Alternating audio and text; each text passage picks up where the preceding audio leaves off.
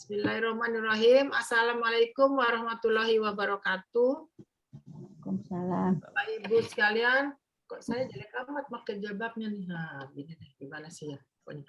Bapak Ibu sekalian dan para mahasiswa, hari ini kita akan bertemu dengan tokoh dari UIN Bandung, Sunan Gunung Jati Bandung, Profesor Dr. Jajang A.Rohmana MAG, guru besar dalam bidang ilmu tafsir yang akan membicarakan masalah penyair atau penulis naskah Sunda.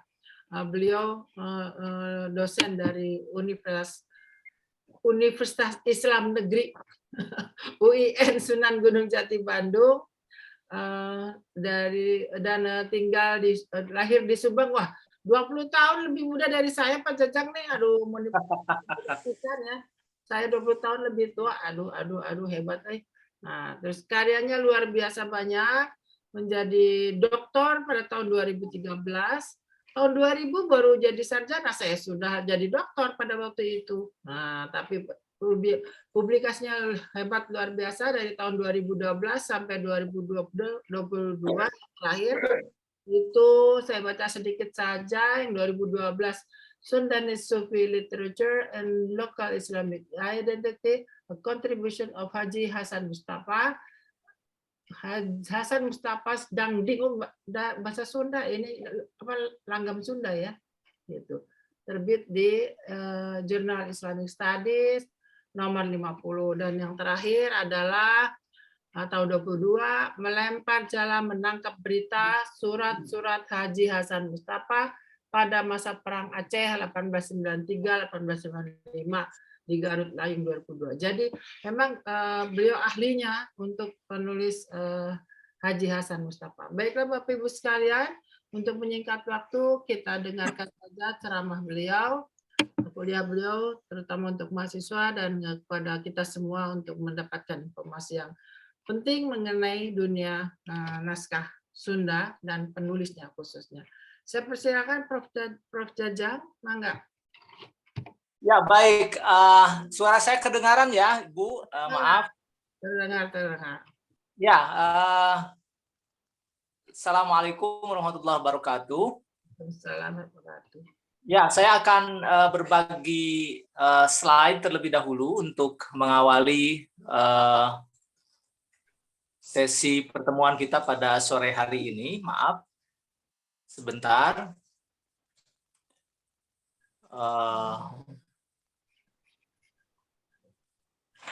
Ya, yang ini aja. Maaf, sudah terlihat Bapak Ibu ya? Sudah terlihat. Ya, baik. Pada menjelang sore hari ini, saya kira tema pembahasan, ya saya terlebih dahulu mengucapkan terima kasih kepada Ibu Prof. Titik Pujiastuti, guru saya sebetulnya di bidang filologi. Saya pernah juga belajar dari Ibu Prof. Titik ketika tahun 2012 ya, seingat saya di PPIM dahulu di Ciputat ketika belajar di short course filologi yang diselenggarakan oleh PPIM Pak Oman ya dan Pak Mumu waktu itu, Pak Munawar Khalil. Dan ya dari Ibu Prof. Titik juga saya dapat ya paling tidak ya banyak ilmu yang terkait dengan manuskrip tentang metode stema misalnya ya dan lain-lain lah yang kemudian saya praktekkan dalam beberapa studi ya, kajian termasuk dalam kajian manuskrip Haji Hasan Mustafa ini ya. Nah, saya sebetulnya untuk sesi ini ingin sekadar berbagi pengalaman ya Bapak Ibu sekalian, apa yang pernah saya lakukan sekitar 10 tahunan terakhir ya, yang banyak paling tidak bergelut dengan karya-karya Haji Hasan Mustafa, seorang sastrawan Sunda ya, yang sangat luar biasa bagi saya karena karyanya cukup banyak ya, dan itu disimpan di tidak hanya di Indonesia tapi juga di Belanda ya. Dan koleksi manuskrip Haji Hasan Mustafa sampai hari ini memang belum semua dikaji oleh para sarjana. Saya juga baru beberapa saja mengkaji karya Haji Hasan Mustafa yang kebanyakan memang menggunakan bahasa Sunda ya.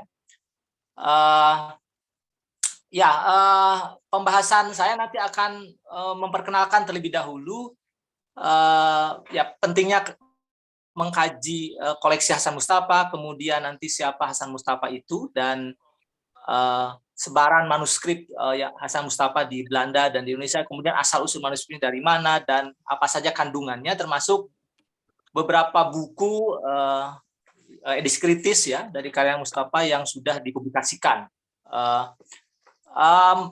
Alasan mengapa manuskrip Hasan Mustafa ini penting, saya kira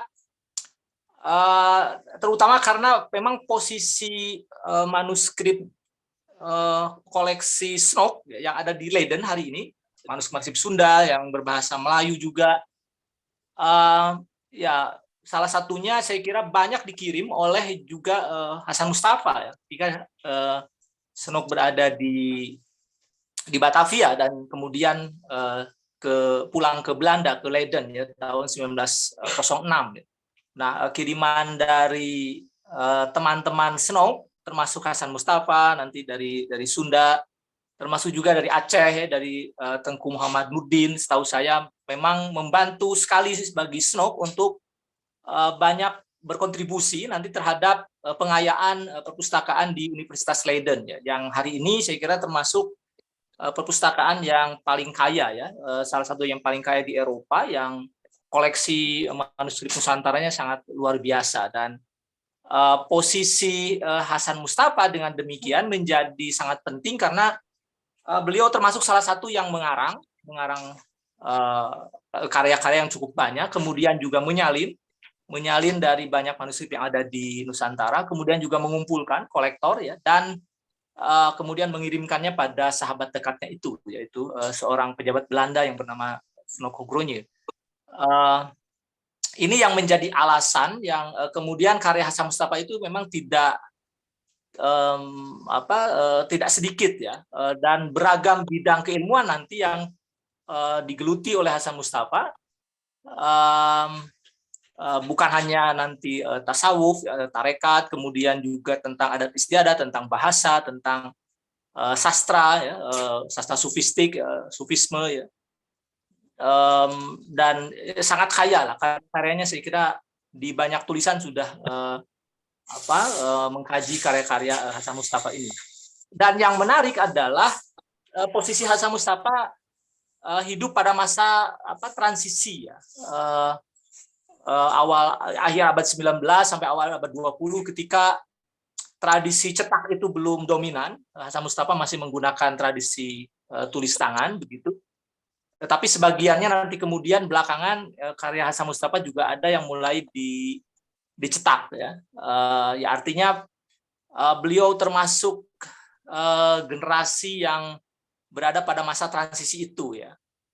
Menulis puisi, juga bahasa puisi Sunda yang dijadikan media untuk mengekspresikan pengalaman keberagamaannya ya, termasuk juga ya karya-karya keagamaan yang banyak dituliskannya dalam bentuk sastra Sunda, itu mencerminkan bagaimana produk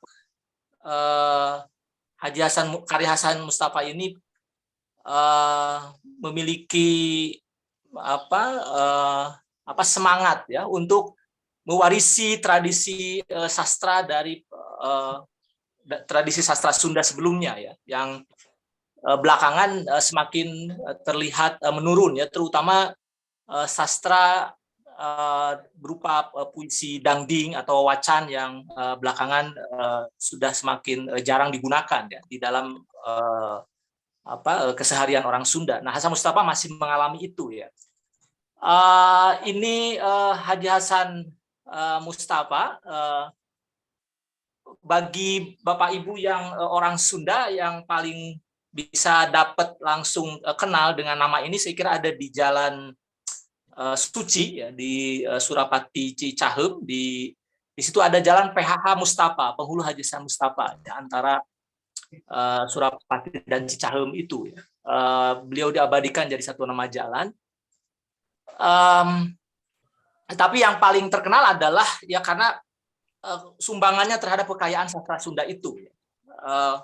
Pernah menulis kitab di Mekah, kemudian diterbitkan di Mesir, pernah bertemu dengan Syekh Nawawi Banten, juga bertemu dengan Snok Hogrunye yang waktu itu datang ke Mekah dan masuk Islam, ya, bahkan disunat, begitu ceritanya di dalam diary yang ditulis oleh Snok Hogrunye. Dia masuk Islam, disunat, dan ketemu dengan banyak ulama dari Nusantara, salah satunya adalah Syekh Nawawi Banten dan juga Hasan Mustafa ini, ya.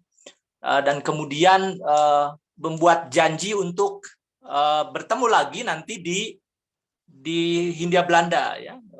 Dan Snok akhirnya menepati janjinya, datang, kemudian bertemu lagi dan berkeliling di Jawa dengan didampingi oleh Haji Hasan Mustafa ini sambil mengumpulkan banyak sekali koleksi dari keraton, dari pesantren, ya yang dikumpulkan oleh Snok Hogrunye ini.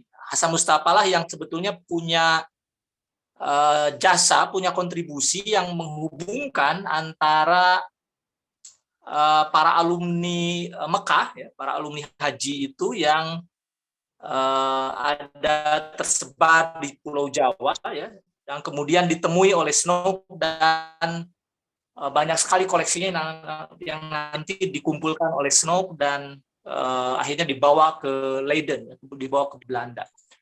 Nah, selain itu saya kira tampilan Hasan Mustafa yang kemudian menjadi penghulu, ya, di Aceh ketika Perang Aceh masih berkecamuk, di situ Hasan Mustafa juga punya peran besar untuk menjadi penghubung, ya.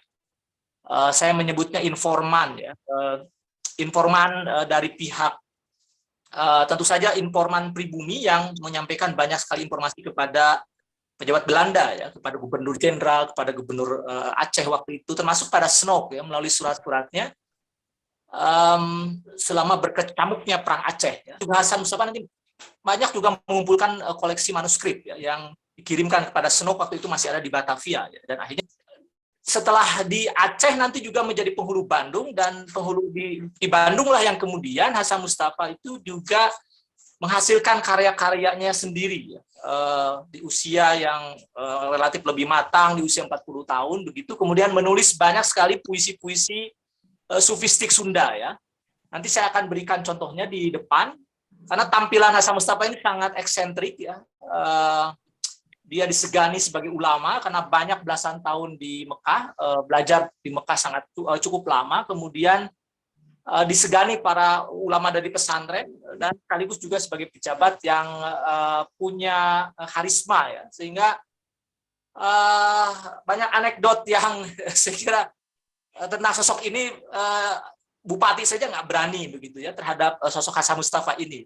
Saya cerita sedikit, misalnya ketika Hasan Mustafa itu satu ketika didatangi oleh upas gitu, oleh pesuruh, nanya upas itu, dia dapat pertanyaan katanya dari dalam, dari bupati, katanya, Hasan Mustafa, ada berapa sih setan itu, katanya. Hasan Mustafa jawab ada 2, katanya. Kemudian upas itu balik ke bupati, kata bupati, yang 2 itu siapa saja setan itu, katanya. Upas itu atau pesuruh itu kemudian balik lagi ke Hasan Mustafa, kata Hasan Mustafa, yang 2 setan itu adalah setan dalam dan setan upas, katanya.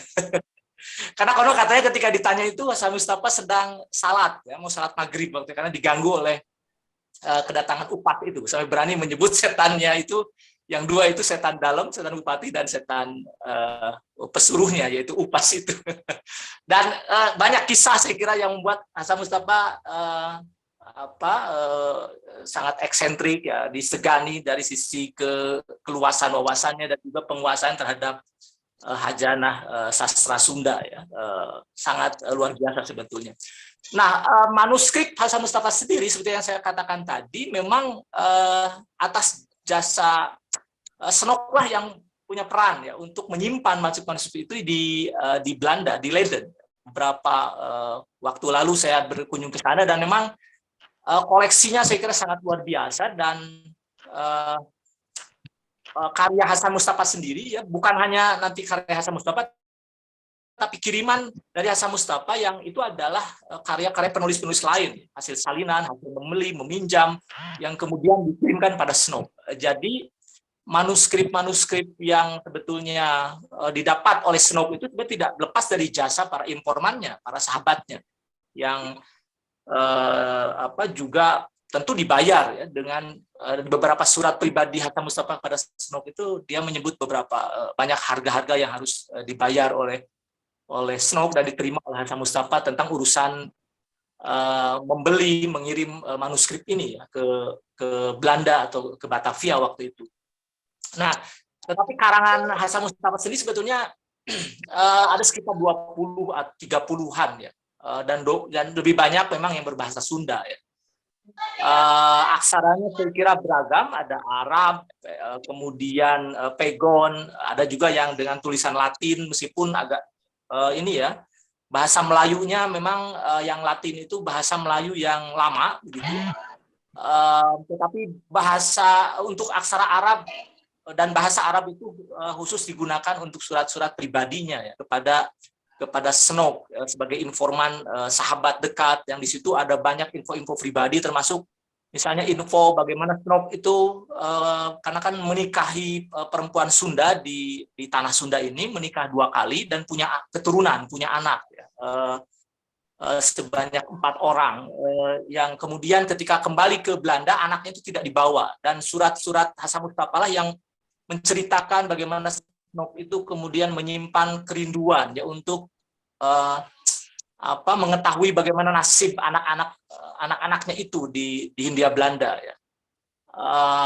Artinya surat-surat pribadi itu sebetulnya menyimpan banyak sekali info-info pribadi tentu saja ya, tentang bagaimana buruknya penilaian buruk terhadap Teku Umar misalnya ya, yang dianggap membelot begitu, bagaimana buruknya perlakuan pejabat Belanda terhadap Hasan Mustafa dan lain-lain lah.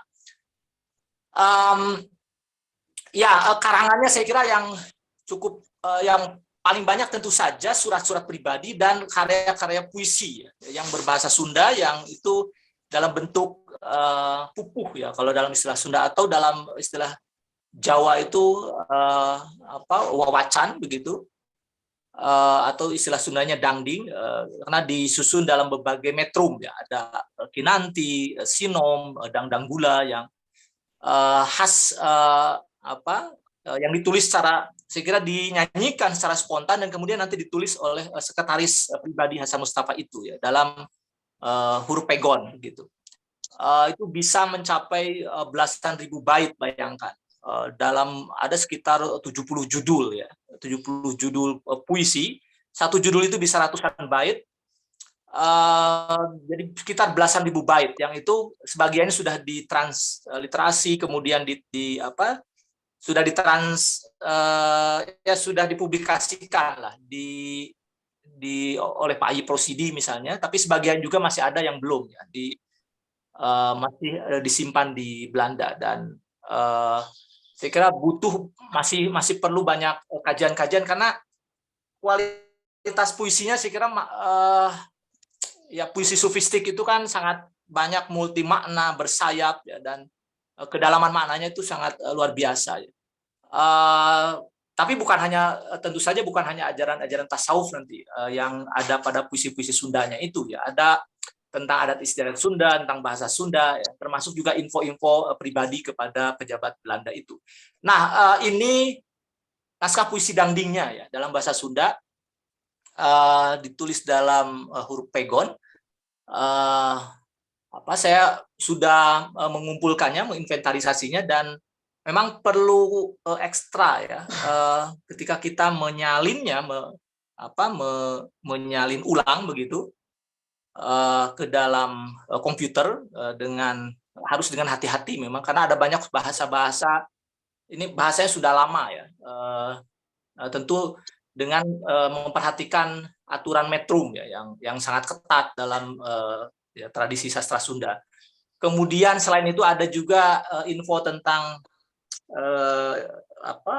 keadaan Aceh ya, bagaimana ketika menjadi penghulu di Aceh itu, Hasan Mustafa juga memberikan banyak info tentang situasi orang-orang Aceh, kebudayaannya ya, untuk diketahui oleh para pejabat Belanda, dan ditulis dengan aksara Melayu ya, dengan aksara Latin di sini, dengan bahasa Melayu yang lama, bahasa Melayu lama. Ini tanda tangan yang ditulis oleh Hasan Mustafa untuk satu teks, saya kira yang berbahasa Melayu ya. Bahasa Melayunya memang kurang baik ya kalau dilihat dari bahasa Melayu modern sekarang.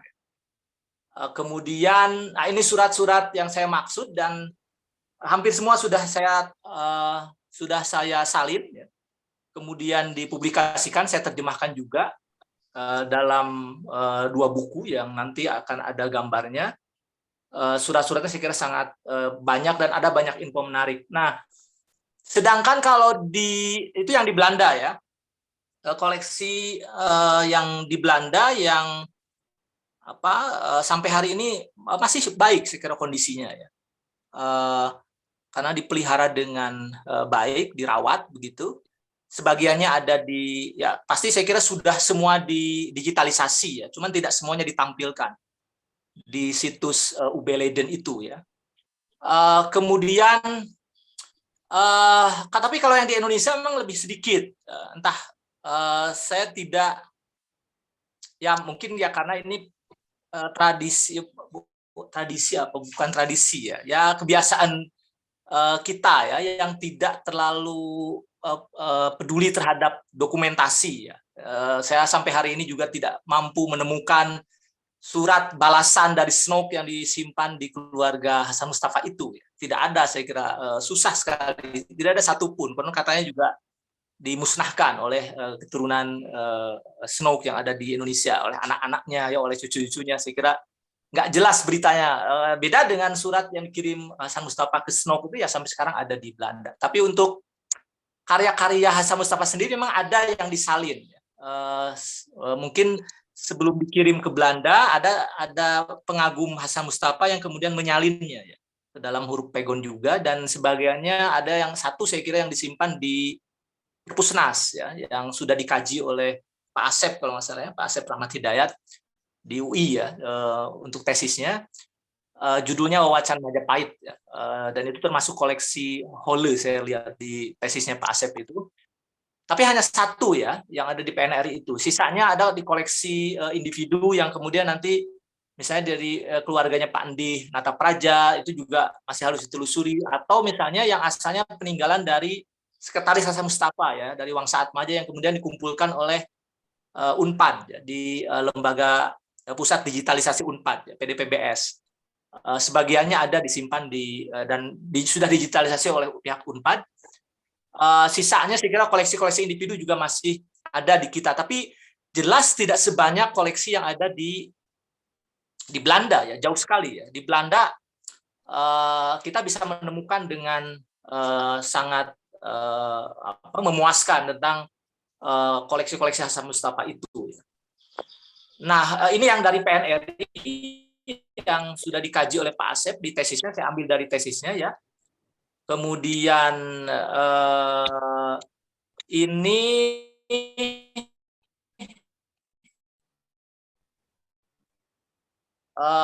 ya ditulis juga dalam huruf ya, atau generasi keberapa gitu dari Hasan Mustafa. Judulnya Wawacan Majapahit ya, karangan Juragan Hasan Mustafa. Kemudian ini dalamnya, tapi nanti puisinya sebetulnya sebagian sudah dipublikasikan oleh Pak Aib, meskipun nanti ada tambahan beberapa bait puisi baru ya yang ditambah oleh Haji Muhammad ini ya, saya lihat. Jadi perlu ada konfirmasi dengan karya-karya dengan salinan karya Hasan Mustafa yang lain karena beda jumlah baitnya. Ini asal usulnya. Ini gambar Snook Grunje ya, sosok yang sangat kontroversial sekali di Indonesia karena dianggap orang yang ada yang menyebutnya pura-pura masuk Islam lah, atau misalnya ya paling banyak tidak disukai lah oleh kaum muslim di kita ya karena dianggap penakluk Aceh begitu ya, karena atas bantuan Snook lah kemudian Aceh itu bisa ditaklukkan. Termasuk juga Snook ini paling banyak tahu tentang bagaimana cara menjinakkan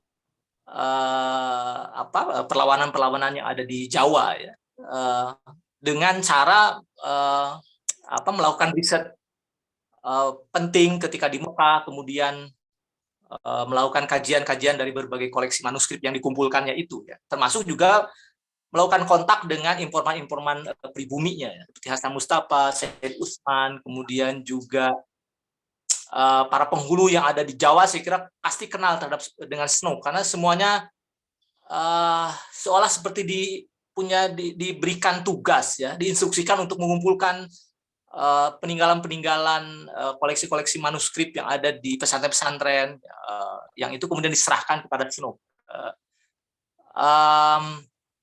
Ya artinya kiriman, lagi-lagi kiriman manuskrip inilah yang kemudian punya jasa besar ya. Dan Snow saya yakin tidak bisa berbuat apa-apa juga ya kalau tidak dibantu oleh para informan itu, oleh para pembantunya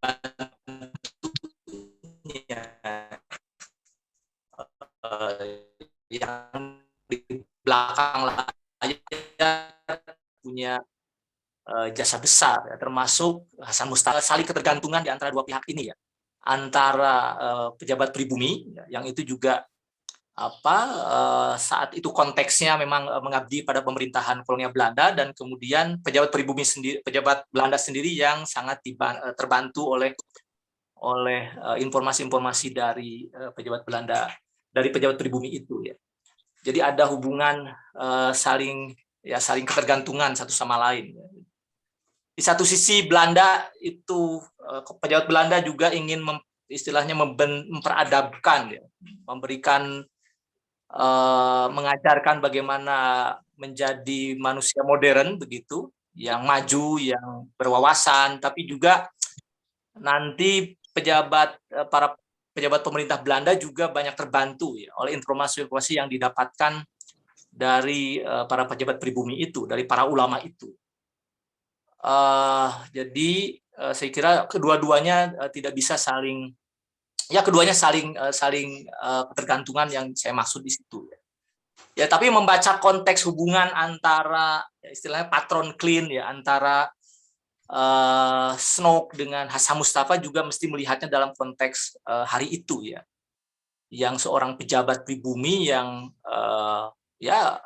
seorang ulama besar, saya kira, yang kemudian bekerja pada pemerintah Belanda, ya bagian dari kewajibannya ya untuk kemudian dibayar begitu, mendapatkan bayarannya sebagai upah dari kerja yang dia berikan kepada pihak pemerintah itu. Ini terlepas dalam konteks perlawanan orang Aceh misalnya, atau pemberontakan yang dilakukan oleh orang pribumi misalnya terhadap pemerintah Belanda saat itu juga.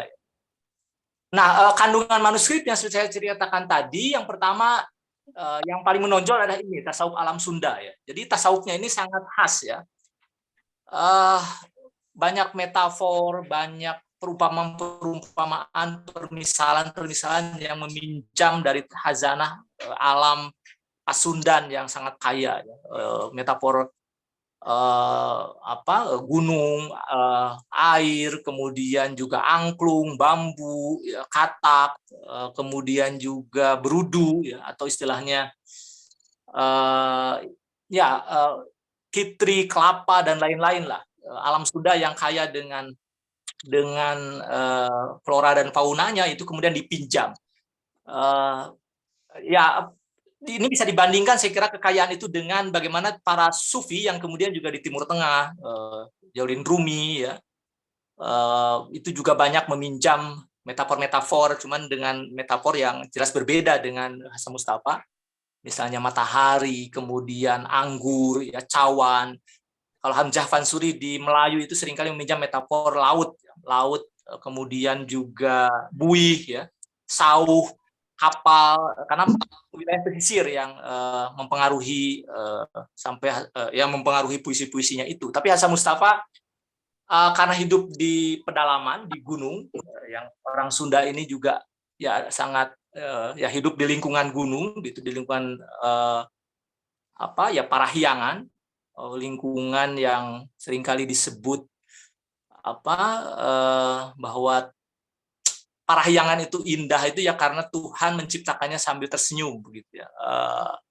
Sampai orang melihat parahyangan alamnya itu sangat indah dan merasa betah gitu. Tempat para pejabat kolonial juga dahulu tinggal ya. Di Bogor, di Bandung, ya, di Garut, dikenal dengan keindahan alamnya itu ya. Ini contoh puisi yang menggambarkan bagaimana metafor alam Sunda itu dipinjam ya untuk menggambarkan keindahan ya ekspresi keberagamaan sebagai seorang sufistik ketika berusaha mendekatkan diri pada Tuhan. Misalnya Jauh ti Burui Ngambul, ini puisinya Kinanti, metrumnya sudah pasti tentu saja ada 8 suku kata dengan vokal baris akhir yang sama semua, yang jelas ya patokannya itu. Jauh ti Burui Ngambul, bijil ti cai kacai, kasasar lamun misaha, kasasar lamun mikir, kumaha alam luarna, jagana baring supagi. Kata Hasan Mustafa tidak beda dengan kecebong yang muncul dari air ke air, ibaratnya seorang yang sedang dalam proses pencarian kesejatian diri itu seperti berudu yang dalam proses dia harus timbul tenggelam begitu ya dalam lautan pengalaman keberagamaan begitu ya, yang kadang timbul tenggelam belum konsisten begitu, dipengaruhi oleh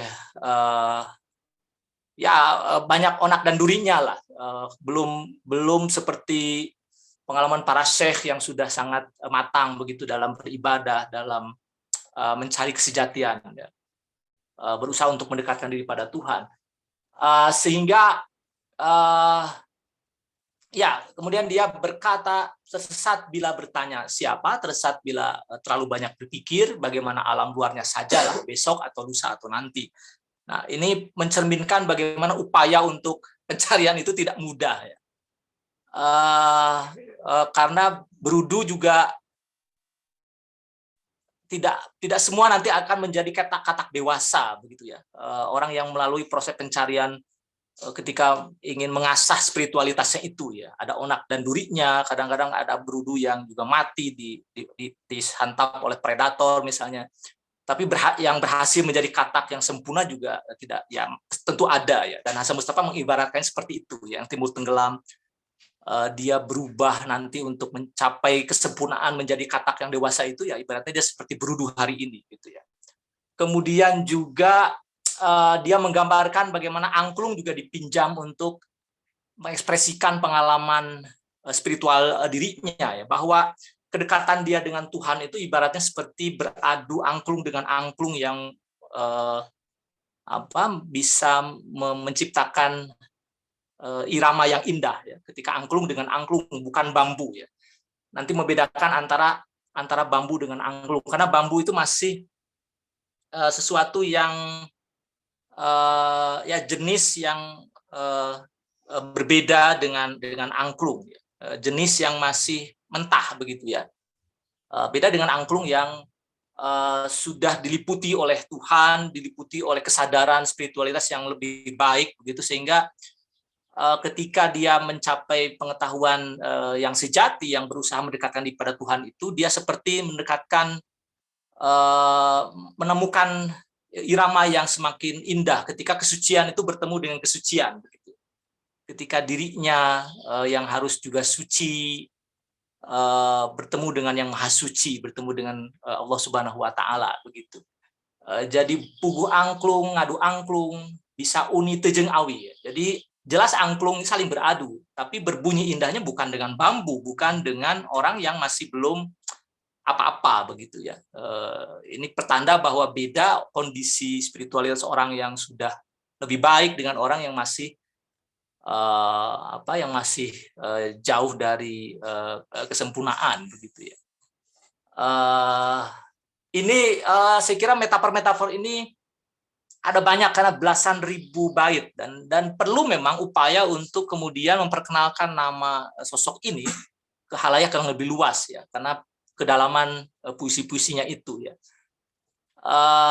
Mungkin di sini banyak sekali Bapak Ibu sekalian yang lebih paham ya tentang bagaimana sastra sufistik itu berkembang di Nusantara, di Melayu, di Jawa, di Sunda, ya, di berbagai kawasan saya kira di Nusantara, yang ekspresi spiritualitasnya saya kira punya keterhubungan satu sama lain dengan metafor-metafor yang sangat kaya. Karena bahasa puisi itu kan bahasa yang paling bisa ya mengungkapkan perasaan individual, begitu, perasaan keberagaman yang sifatnya individual, yang dengan cara itu nanti pembaca bisa mendapatkan gambaran yang lebih kaya, yang lebih luas, yang diwakili oleh beberapa bait kata yang indah, yang simbolis, yang metaforis seperti ini.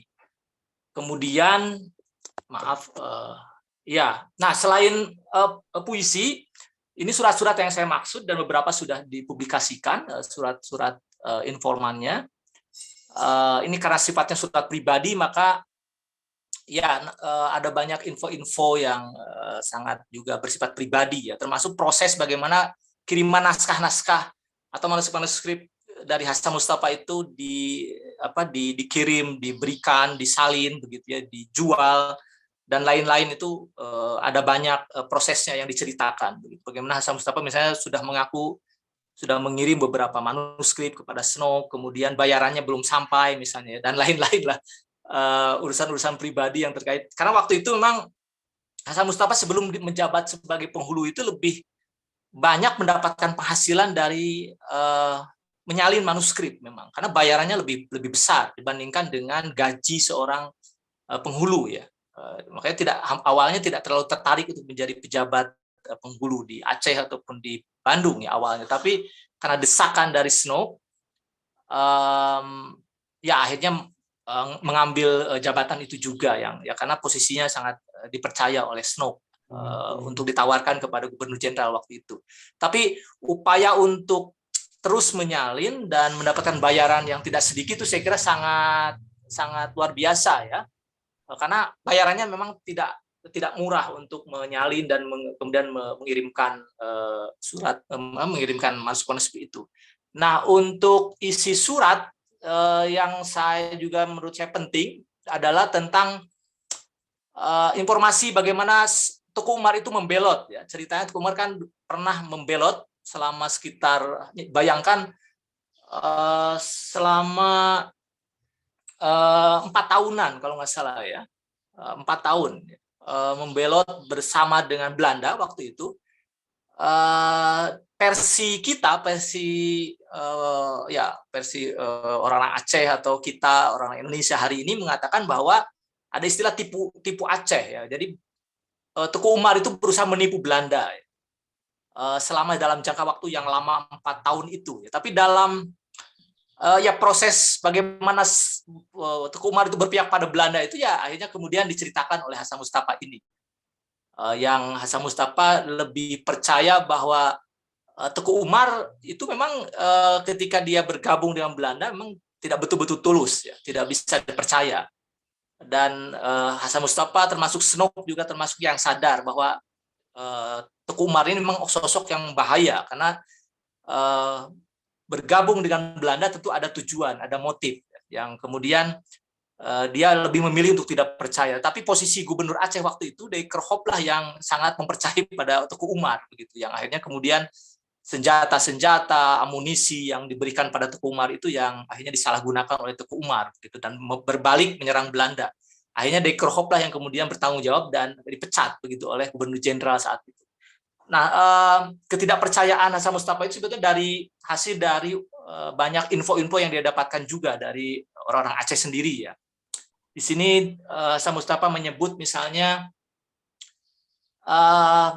dia pernah bertanya pada Teku Ibrahim itu orang Aceh, ya, mengapa pemerintah mau membantu Teku Umar, katanya, padahal dia berkhianat pada kaum mujahidin, itu pada orang-orang Aceh. Maka Teku Ibrahim menjawab bahwa karena Teku Umar itu taat pada company meski dengan beberapa jaminan. Jadi bahkan disebutnya ketika Teku Umar itu berpihak pada Belanda, dia akhirnya kemudian berkonflik dengan para pejuang Aceh sendiri, terutama dengan Tengku Mat Amin, ya, anaknya Tengku Cek Ditiro, ya, yang sebelumnya sudah meninggal dunia. Nah, Tengku Mat Amin inilah yang kemudian berperang habis-habisan dengan Teku Umar, ya, yang Teku Umar itu berada di pihak Belanda, ya. Ya bahkan Teguh Umar itu oleh Teguh Kutakarang itu dihukumi kafir, ya, dihukumi ya layak diperangi, halal darahnya begitu. Ini suatu hal yang tidak main-main memang. Ya tapi strategi Teguh Umar akhirnya bisa menjinakkan itu, ya. Bahkan kepada Tengku Mat Amin itu bisa juga kemudian saling menyerang, kemudian korban juga banyak didapatkan perang antar Teguh Umar dengan Teguh Mat Amin ini, ya. Sekaligus juga nanti ada banyak dendam pribadi, ya, Teguh Umar dengan Teguh Mat Amin, bahkan sebelum Teguh Umar itu berpihak pada Belanda. Jadi info-info seperti ini saya kira tidak didapatkan, ya, dalam buku-buku sejarah resmi, ya, atau buku-buku yang pernah bercerita tentang sejarah Aceh begitu. Tapi ketika membaca surat-surat seperti ini yang infonya bersebaran waktu itu menjadi semakin jelas, ya, bahwa posisi Teguh Umar memang dia dilematis. Di satu sisi ketika berpihak pada Belanda dia ingin dipercaya oleh Belanda, tapi di sisi lain dia juga dimusuhi oleh para pejuang Aceh sendiri, ya. Dan dia tidak sepenuhnya juga dipercaya oleh Belanda sebetulnya, termasuk oleh Snok, oleh Hasan Mustafa ini.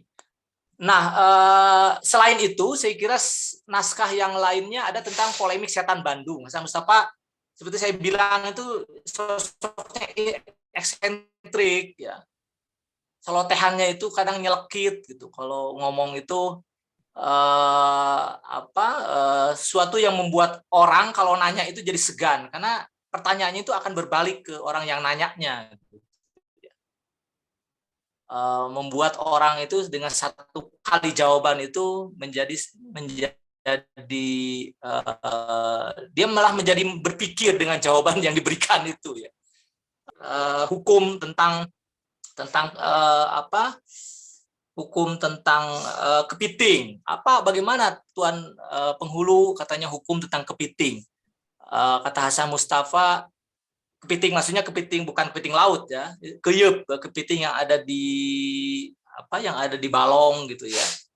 Kata Hasan Mustafa, kepiting itu kamu di rumah masih punya ikan, masih ada ikan. Kata yang nanya itu masih ada, ya udah, sepanjang masih ada ikan ya habiskan dulu ikan, jangan dulu kepiting, katanya. Itu kan cara bagaimana menjawab bahwa secara tidak langsung hukum kepiting itu tidak dihukumi boleh atau tidak boleh, tapi dengan bermain logika, ya. Kemudian juga ya ada banyak anekdot lah yang menurut saya sangat membuat orang yang nanya itu menjadi, ya, termasuk keyakinan Hasan Mustafa terhadap paham wahdatul wujud itu yang kemudian juga memicu polemik, ya, yang disebut dengan nanti polemik setan Bandung, ya. Menjadi penghulu Bandung itu yang menyerang pribadi, ya, bahkan menyebutnya setan Bandung, karena yang diajarkan memang ya mungkin pengirimnya saya kira tidak membaca langsung karya Hasan Mustafa yang seperti saya bilang memang puisi-puisinya itu bersayap, multi tafsir, ya, ada banyak paham yang tidak sederhana untuk dijelaskan. Makanya kemudian memicu banyak polemik, ya, banyak pertanyaan juga dan diserang oleh ulama-ulama, dari terutama ya ulama-ulama yang tidak setuju dengan pendapat karya-karya Hasan Mustafa ini, ya, terlebih kedudukannya kan sebagai ulama pemerintah saat itu, ya. Ini naskah polemik, ya, naskah setan Bandung itu atau Inzazul Wa'ad fi Itfa'ir Ra'ad yang sudah saya terjemahkan, ya, sudah saya salin ulang. Nah, kemudian ini isinya paling tidak bahwa katanya orang yang ini di surat kaleng itu, ya, bahwa telah sampai pada saya wahai orang yang tertipu, yang terpedaya, yang pikiranmu diganggu oleh setan dan lain-lain. Nyebutnya itu sudah sangat kasar, ya, dengan bahasa-bahasa kasar, tapi dalam bahasa Arab memang, karena tentu pengirimnya juga orang yang bisa bahasa Arab dan dari ulama pesantren saya yakin, ya. Karena dan tidak semua ulama pesantren suka gitu terhadap para pejabat pribumi yang bekerja pada pemerintah Belanda. Makanya kemudian berani mengirimkan surat walaupun dengan tanpa nama, ya, surat kaleng, sampai dengan, ya, termasuk dengan kata-kata yang sangat kasar yang menyebutnya sebagai setan Bandung begitu. Nah, di akhir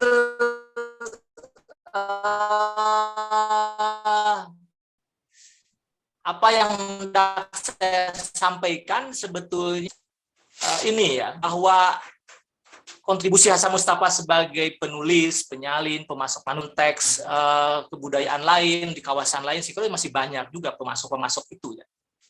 Kepada pejabat Belanda, misalnya kepada Karel Fredrik Holle, kemudian Snoko Grunje, termasuk juga kepada pengganti Snok misalnya, yang juga ya mereka umumnya pejabat-pejabat Belanda itu banyak peduli ya terhadap koleksi-koleksi manuskrip lama begitu, apalagi nanti yang pra-Islam juga berusaha dikumpulkan juga, karena ada yang mengatakan bahwa memang para pejabat Belanda itu berusaha membangkitkan kembali pengetahuan pra-Islam itu, salah satunya untuk mengimbangi kekuatan pengaruh Islamisasi yang semakin kuat begitu ya di Jawa, di Sumatera. Makanya naskah-naskah manuskrip peninggalan nenek moyang pra-Islam itu yang kemudian juga berusaha untuk kembali ditemukan, dicari, ya, dikaji, dan ya menjadi bahan kajian yang ya dihidupkan oleh para pejabat, para sarjana Belanda itu ya. Dan ini bukan hanya berlaku di Sunda, saya kira ya, di Batak, kemudian di Jawa ya. Ada banyak cerita lah tentang itu ya. Bahkan bukan hanya Belanda, nanti juga Inggris sepertinya bersaing ya, untuk Raffles misalnya juga ya bersaing untuk saling berlomba mengumpulkan naskah-naskah itu ya, dari Jawa, dan sampai hari ini memang kan dua kantong besar wilayah yang cukup besar menyimpan koleksi dari Nusantara itu ya dua negara itu, termasuk koleksi dari Hasan Mustafa ini. Tapi posisi informan itu yang saya kira menjadi sangat penting. Kemudian berlimpahnya Leiden sebagai surga naskah terbesar di dunia hingga saat ini, salah satunya terlepas dari upaya para pejabat kolonial seperti Snok untuk menggunakan jasa para informan pribumi dalam mengumpulkan naskah itu. Ya ini konteksnya konteks era kolonialisme Belanda ya. Yang kita harus adil membacanya tentu dalam arti mendudukannya konteksnya pada saat itu ya. Yang ya kita di satu sisi memang masih berharap naskah-naskah itu kembali, tapi di sisi lain justru atas jasa para pejabat kolonial itu juga kemudian naskah itu masih dirawat sampai hari ini dan kita bisa melakukan studi kan ke sana. Kalau tidak demikian kita juga tidak bisa menjamin ya kondisi naskah-naskah yang dikirim itu. Kalau tidak dikirim, entah bagaimana nasibnya, sebagaimana kiriman dari Snok, surat-surat pribadinya juga tidak jelas kalau disimpan di kita ya. Meskipun ada mungkin saya kira banyak juga yang disimpan di PNRI, tapi yang kalau sudah masuk ke koleksi individu itu biasanya akhirnya tidak jelas ya, tidak bisa dirawat dengan baik. Nah, pengalaman Hasan Mustafa menjadi bukti kuat kontribusi penting pejabat pribumi.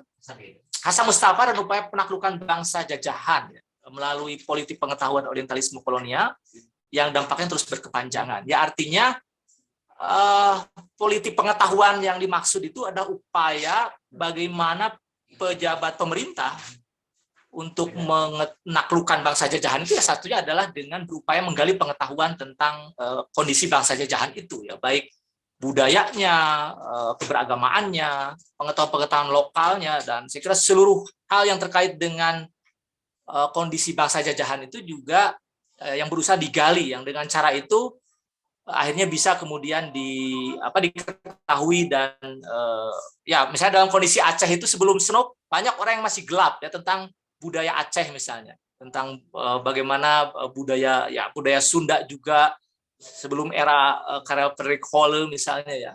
Tapi ketika sudah digali, dikumpulkan, dikoleksi oleh para pejabat Belanda itu akhirnya bisa terungkap.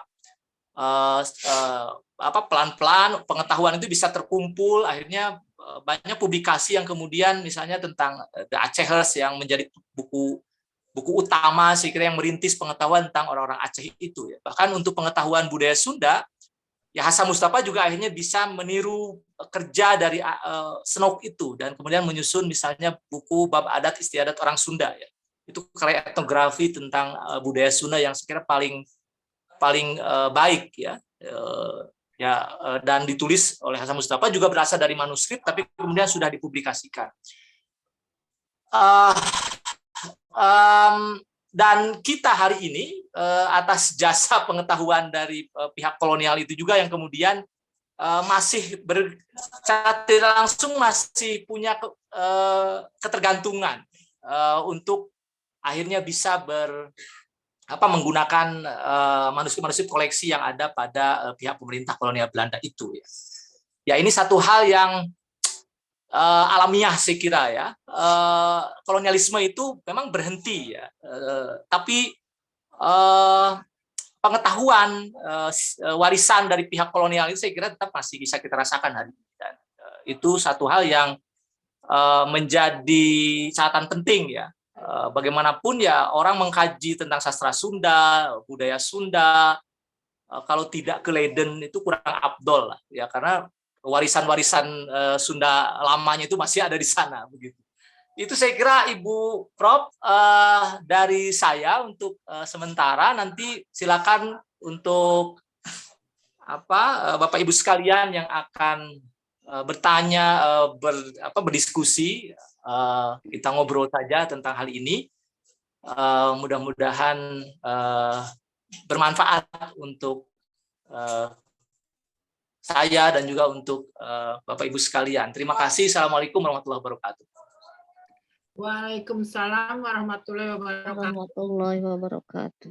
Bapak Ibu sekalian, kita sudah mendengarkan penjelasan Prof. Jajang mengenai Kiai Hasan Mustafa. Begitu menarik, begitu mengesankan pribadi beliau dan aktivitas beliau dalam berkiprah memperkaya khasanah naskah Sunda. Dan kini tiba saatnya bagi Bapak Ibu sekalian untuk berdiskusi dengan beliau, untuk bertanya lebih jauh. Ini sampai ada juga yang dari Belanda nih, Tessa Sitorini nih, dia bertanya nih. Mohon pengarahannya dalam pengamatan para akademisi, apa kontribusi signifikan seorang Kiai Haji Hasan Mustafa dalam dunia literasi. Nah, salam dari Amsterdam katanya Pak Prof. Pak Prof, sementara menunggu yang lain bertanya, tentu saja pertanyaan boleh melalui chat, bisa saya bacakan, atau juga bisa langsung mengajukan jari untuk bertanya. Mungkin itu dulu, Prof. Bagaimana katanya signifikansi Kiai Haji Hasan Mustafa dalam dunia literasi? Mungkin itu pertanyaan pertama dari Ibu Tessa Sitorini. Ya, baik. Yang pertama dulu Ibu ya, pertanyaan barusan tentang signifikansi kontribusi Hasan Mustafa terhadap tradisi literasi.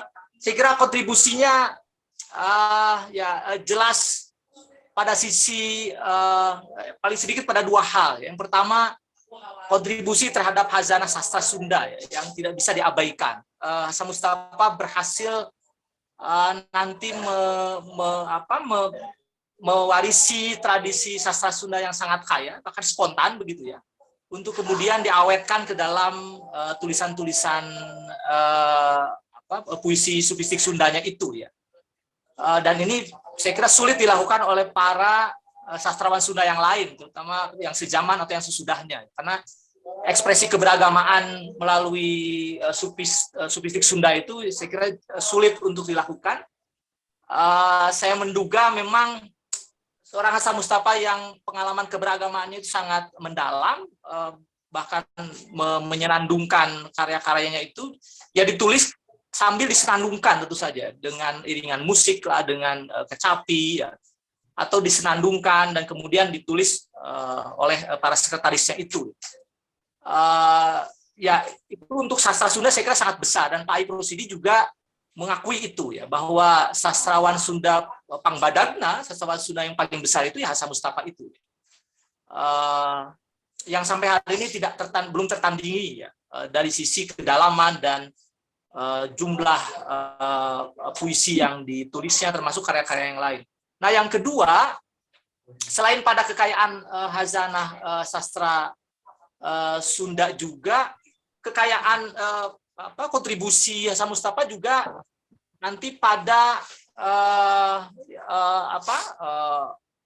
pengungkapan bagaimana budaya Sunda itu dituliskan terutama dari sisi etnografi Sundanya ya. Saya pikir etnografi Sunda yang belum banyak dituliskan pada masanya itu kemudian diawetkan oleh Hasan Mustafa dalam buku adat istiadat orang Sunda yang 2 jilid itu, ada yang buku besar dan buku kecil. Itu yang saya kira sangat penting kontribusinya ya, dan sudah diterjemah ke bahasa Indonesia, tapi kajian-kajian tentang budaya Sunda yang berbasiskan karya Hasan Mustafa itu memang belum banyak dilakukan. Karena di situ Hasan Mustafa berusaha menggambarkan keseharian orang Sunda begitu ya, tentang ritual-ritual, tradisi-tradisi, mitos, tabu begitu ya, pamali dan lain-lain lah, yang saya kira di bukunya itu sangat lengkap ya. Paling tidak saya bisa menggambarkannya, kontribusinya baru sebatas itu Bu ya, yang bisa saya gambarkan. Sehingga kemudian bagi para pengkaji berikutnya, ada banyak karya-karya Hasan Mustafa lain yang sekiranya masih belum digali, dan menunggu dari para filolog, tentu saja dari UI, dari UGM, dari universitas lain, dari Undip misalnya, yang UNS, yang bisa kemudian juga yang ngerti tentu bahasa Sunda atau bahasa Arab bahkan, untuk mengkaji juga karya-karya Hasan Mustafa yang ragam jenis karyanya itu kandungannya bisa beragam, tergantung peminatan dari para sarjana itu. Dan saya baru bisa membaca dan mempublikasikan dari sisi Islamic Studies itu saja, karena latar belakang saya di Islamic Studies.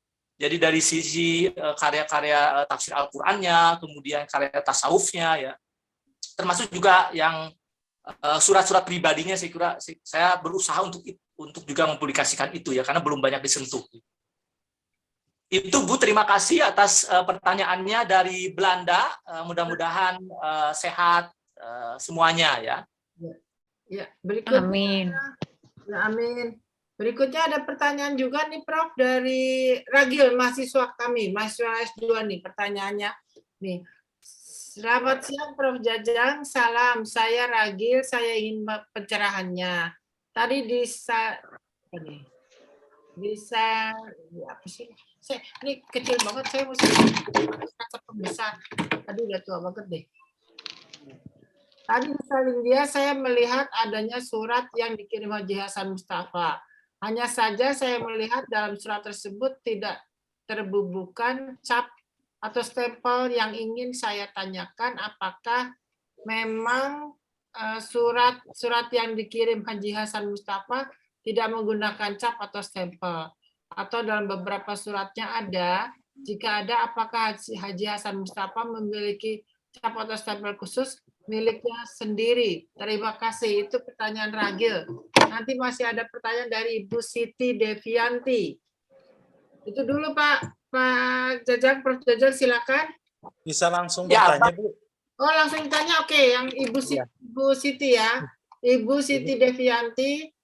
Selamat sore Prof Jajang. Bisa langsung Bu? Iya, apanya? Mau bertanya langsung? Oh iya bisa. Oh yang dia siapa nih? Saya Mawardi Bu dari UIN Bandung. Oh Mawardi dari UIN Bandung. Oh mangga tuh Pak. Ya. Ini Pak Prof, kebetulan saya kan jurusan bahasa dan sastra Arab.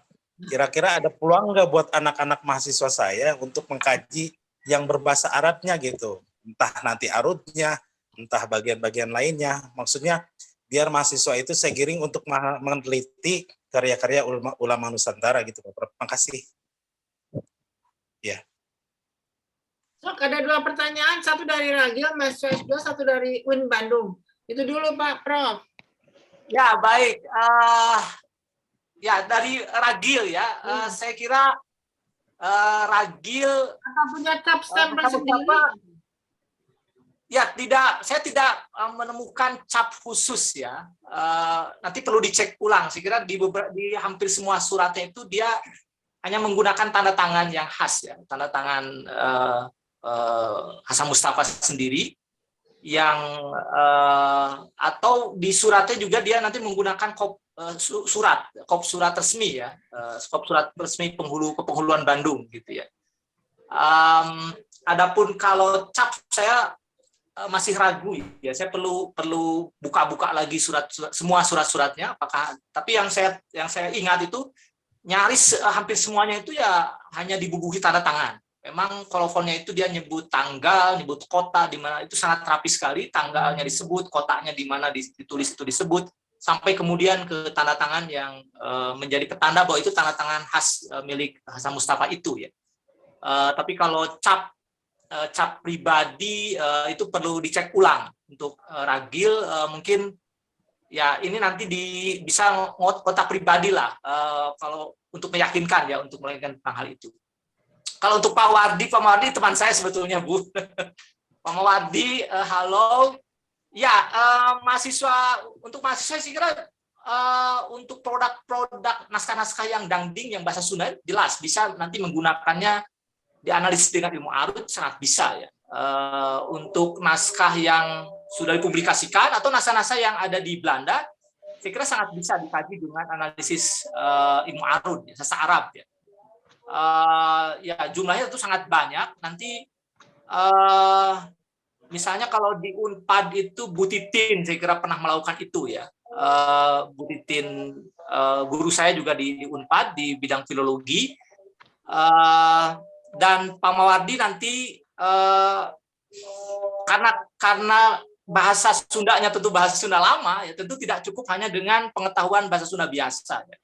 Tentu harus paham juga sastra Sundanya, aturan-aturan pupuhnya, dan yang paling pentingnya lagi adalah memahami kata-kata Sunda lama itu yang harus dibantu dengan kamus, dengan banyak kamus. Saya menggunakan ada banyak kamus, misalnya kamus Jonathan Rie, kamus Sunda Belanda, misalnya dari Kusma, dari Sacadibrata jelas ya.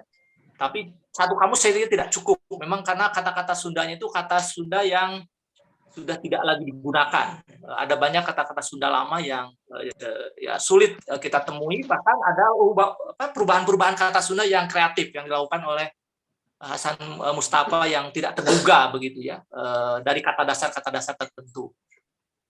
Termasuk juga penggunaan kata-kata atau kalimat dari bahasa Arab yang itu sering dipinjam ya. Ada konsep-konsep tertentu ya, misalnya martabat 7, kemudian juga misalnya konsep tentang syuhud ya, konsep tentang insan kamil, itu memang harus juga kaya pengetahuan tentang dasar-dasar tasawufnya, karenanya akan sangat membutuhkan paling sedikitnya ya pengetahuan tentang sastra, bahasa, kemudian juga tasawuf. Saya kira perangkatan puisi-puisi Hasan Mustafa yang kaya itu. Demikian Pak Mawardi, nanti kita ngobrol di kampus. Maksudnya yang berbahasa Arab asli ada nggak Pak Prof? Gitu maksudnya. Ya kalau bahasa Arab asli itu surat-suratnya saja, bukan puisi dangding ya, yang bahasa Sunda. Tapi surat-surat pribadi ya, itu murni full bahasa Arab memang. Kalau surat-surat pribadi kepada Snow, karena Snow Kogronya juga ahli di bidang bahasa Arab ya, begitu. Baik, boleh ini saya tanyakan lagi dari mahasiswa kami yaitu Eman. Nah ini Eman Hermawan juga bertanya. Izin bertanya Prof, yang menarik bagi saya terkait transaksi manuskrip. Karena dalam konteks saat ini sepertinya di Indonesia belum ada lembaga yang menilai dari sisi ekonomi kait jual beli manuskrip. Mohon pandangan dari Prof mengingat manuskrip di masyarakat masih banyak ketimbang yang ada di lembaga baik museum atau perpus. Oh, Pak Eman tidak tahu bahwa di daerah banyak terjadi penjualan manuskrip. Karena Pak Eman bukan orang naskah. Tapi silakan menjawab Pak Prof Jajang, silakan Mangga. Betul Bu, saya dari akuntansi Bu. Ya, ini saya kira Pak Eman nanti Prof Titik ya yang lebih tahu tentang bagaimana transaksi. Jadi kalau saya tadi menjelaskannya dalam konteks sejarah alin penulis manuskrip itu satu hal yang wajar ya, karena perlu kerja keras. Saat itu belum ada mesin cetak begitu ya, yang orang kalau mau nyalin Quran aja harganya bisa 1 ekor kerbau ya, sangat mahal sekali. Ini naskah-naskah yang ditulis dalam huruf pegon yang itu berjilid-jilid ratusan halaman, itu perlu waktu, perlu tenaga yang tidak mudah menuliskannya ya. Ya karena ada Bukan transaksi jual beli, transaksi jasa ya, jasa salin itu ya hal yang wajar dengan bayaran yang macam-macam lah, ada yang ratusan Hulden saya kira ya, ada yang puluhan Hulden tergantung tebal tipisnya naskah-naskah itu, dan kertasnya sendiri kan sangat langka, masih jarang saat itu ya, tidak semudah hari ini ya. Dan ya sampai hari ini juga koleksi-koleksi manuskrip juga kita tahu lah bagaimana peredaran manuskrip yang sudah masuk ke barang antik itu ya. Peredarannya bukan hanya di di masyarakat, bahkan konon katanya sampai ke negara tetangga juga begitu. Ya itu nanti Prof Titik saya kira bisa memberikan jawaban. Silakan Bu Prof. Ya soal penjualan naskah mah bukan cuma sekedar sampai di barang antik, juga bukan cuma sekedar konon lagi sampai di mancanegara, di negara tetangga, tapi sudah menjadi komoditi. Jadi artinya mereka sudah dengan senang hati membeli naskah-naskah Indonesia dengan harga yang jauh lebih mahal dari yang diinginkan oleh orang Indonesia, karena banyak penjual naskah, penjual barang antik termasuk diantaranya adalah itu mengatakan lebih jual kepada orang asing daripada ke orang Indonesia. Orang Indonesia kalau pemerintah kalau nggak cuma mau gratis belinya murah, kalau orang asing puluh-puluh juta aja mau gitu. Jadi memang itu sampai sekarang masih berlanjut. Dan itulah yang harus kita perangi, tetapi perangnya dengan cara yang halus, karena yang menjual adalah barang orang-orang kita sendiri. Jadi itu saja. Pak Jajang, ada lagi nih pertanyaan nih. Saya gantian ya. Tadi saya ini lagi bacain lagi nih. Dari Siti Devianti. Selamat sore Prof. Jajang, saya mau bertanya. Mengapa Hasan Mustafa mau menjadi informal pihak kolonial? Mau berbagi karyanya dan sebagainya kepada pihak kolonial? Apakah ada iming-iming tertentu kepada Hasan Mustafa dari pihak kolonial? Selanjutnya, dengan posisi seperti itu, apakah Hasan Mustafa tidak dimusuhi oleh pihak pribumi atau semacamnya? Apakah ada hal tersebut tergambarkan dalam karya-karyanya? Terima kasih. Silakan Pak Jajang. Dari Ibu Siti. Bu Devianti, saya kira tadi saya katakan memang perlu adil ya dalam membaca sejarah masa lalu. Tentu tidak dengan cara baca konteks kita di alam kemerdekaan hari ini.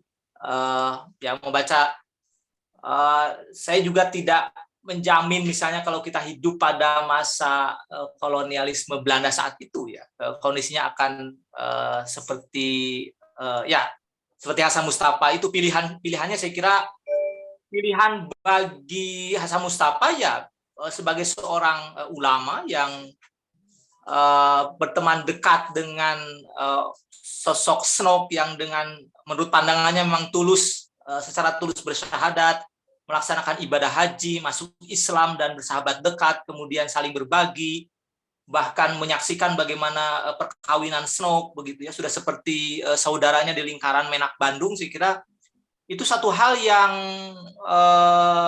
dipersatukan, bukan hanya urusan jabatan-jabatan, tapi urusan persaudaraan sama Muslim, keluarga, ikatan keluarga ya, yang pada masanya memang seorang Hasan Mustafa secara profesional dipercaya dan mendapatkan bayaran atas jasa-jasa yang diberikannya begitu kepada pihak pemerintah kolonial.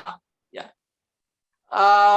Apakah kemudian Hasan Mustafa tidak sadar terhadap upaya perlawanan terhadap pihak kolonial? Saya kira itu cara baca kita ya pada hari ini terhadap konteks memaksakan konteks kemerdekaan terhadap konteks situasi alam Hindia Belanda abad 19 atau awal abad 20 saat itu ya, yang jelas sangat berbeda ya konteks kesejarahannya. Tentu Hasan Mustafa ya profesional, bekerja, dan itu pilihan ya, meskipun bayarannya menurut saya bayaran sebagai penghulu itu tidak besar, dan Hasan Mustafa ya menyebut bahkan Pak Aid sendiri menyebut ya itu bayarannya bisa lebih mahal dengan berprofesi sebagai penyalin manuskrip ya, daripada sebagai pejabat penghulu begitu.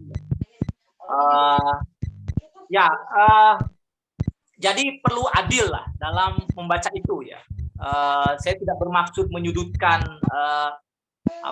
Hasan Mustafa atau membela pihak kolonial, saya kira, tapi kita perlu adil dalam membaca konteks sejarahan dengan bukti-bukti, data, fakta, begitu ya, dokumen yang ada pada masanya, begitu. Dan itulah cara baca sejarah yang menurut saya yang lebih jujur ya. Tidak kemudian terjadi apa yang disebut dengan anakronisme sejarah yang melompat begitu dengan memaksakan kacamata kita pada hari ini dengan dipaksa untuk membaca sejarahan pada masa lalu begitu. Yang itu saya kira tidak adil juga. Itu Ibu yang dapat saya jawab, dan kasus ini saya kira bukan hanya Hasan Mustafa, termasuknya Said Utsman juga. Said Utsman itu penghulu Betawi ya, penghulu di Batavia yang sangat terkenal, keturunan Arab, Hadromi, tapi juga sangat dekat dengan pihak pemerintah Belanda. Dan sampai hari ini juga masih dikenang, bahkan dianggap tokoh besar ya, di Batavia. Ya. Dan ada banyak penghulu-penghulu itu juga dari para ulama besar biasanya, ya, seperti sosok Said Utsman ini. Begitu Bu. Ya. Ada lagi yang mau bertanya secara langsung? Boleh, silakan. Siapa? Silakan. Baik, kenalkan nama saya Lamlam. Nah, silakan. Temannya Prof. Jajang Rohmanai. Saya tadi menyimak betul ya paparan dari Prof. Ini mungkin agak sedikit menggeser pendirian saya yang beberapa bulan ke belakang baca beberapa artikel yang menurut saya cukup berani sih menilai PH Mustafa itu antek Belanda, katakanlah begitu. Tapi dari penjelasan tadi saya kira apakah informasi yang diberikan oleh Hasan Mustafa kepada Senukala itu motif ekonomi atau pertemanan murni gitu. Ini kan agak bias disebut informan itu, apakah dia dekat ke antek gitu ya? Kalau pandangan saya informan itu lebih dekatnya ke antek, padahal Prof sendiri menyatakan pertemanannya sangat akrab gitu. Nah, apakah hubungan ini, apakah motif ekonomi, pertemanan murni, atau memang diksi informan ini lebih ke antek? Itu yang pertama. Kemudian yang kedua,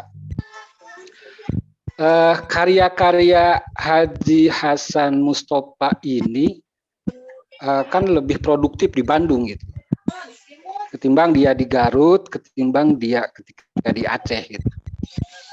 Nah, saya melihat hampir beberapa tokoh nasional ya seperti Soekarno itu kan munculnya di Bandung gitu. Haji Hasan Mustafa juga karya-karya produktifnya keluar ketika dia di Bandung. Apakah secara sosiologis mungkin faktor alam ini Bandung mendukung terhadap lahirnya karya-karya kaum intelektual ya, baik Haji Hasan Mustafa atau dengan Soekarno sendiri.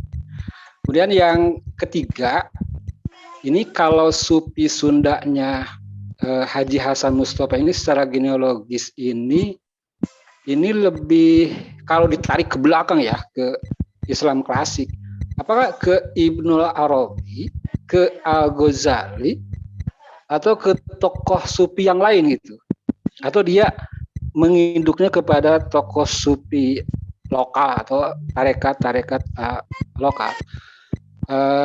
Sehingga saya kira kalau perjalanan keilmuan dia pernah ke Mekah, ini sangat mungkin ada pengaruh Sufi, entah dari Imam Al-Ghazali atau Ibnu Arabi dan lain sebagainya.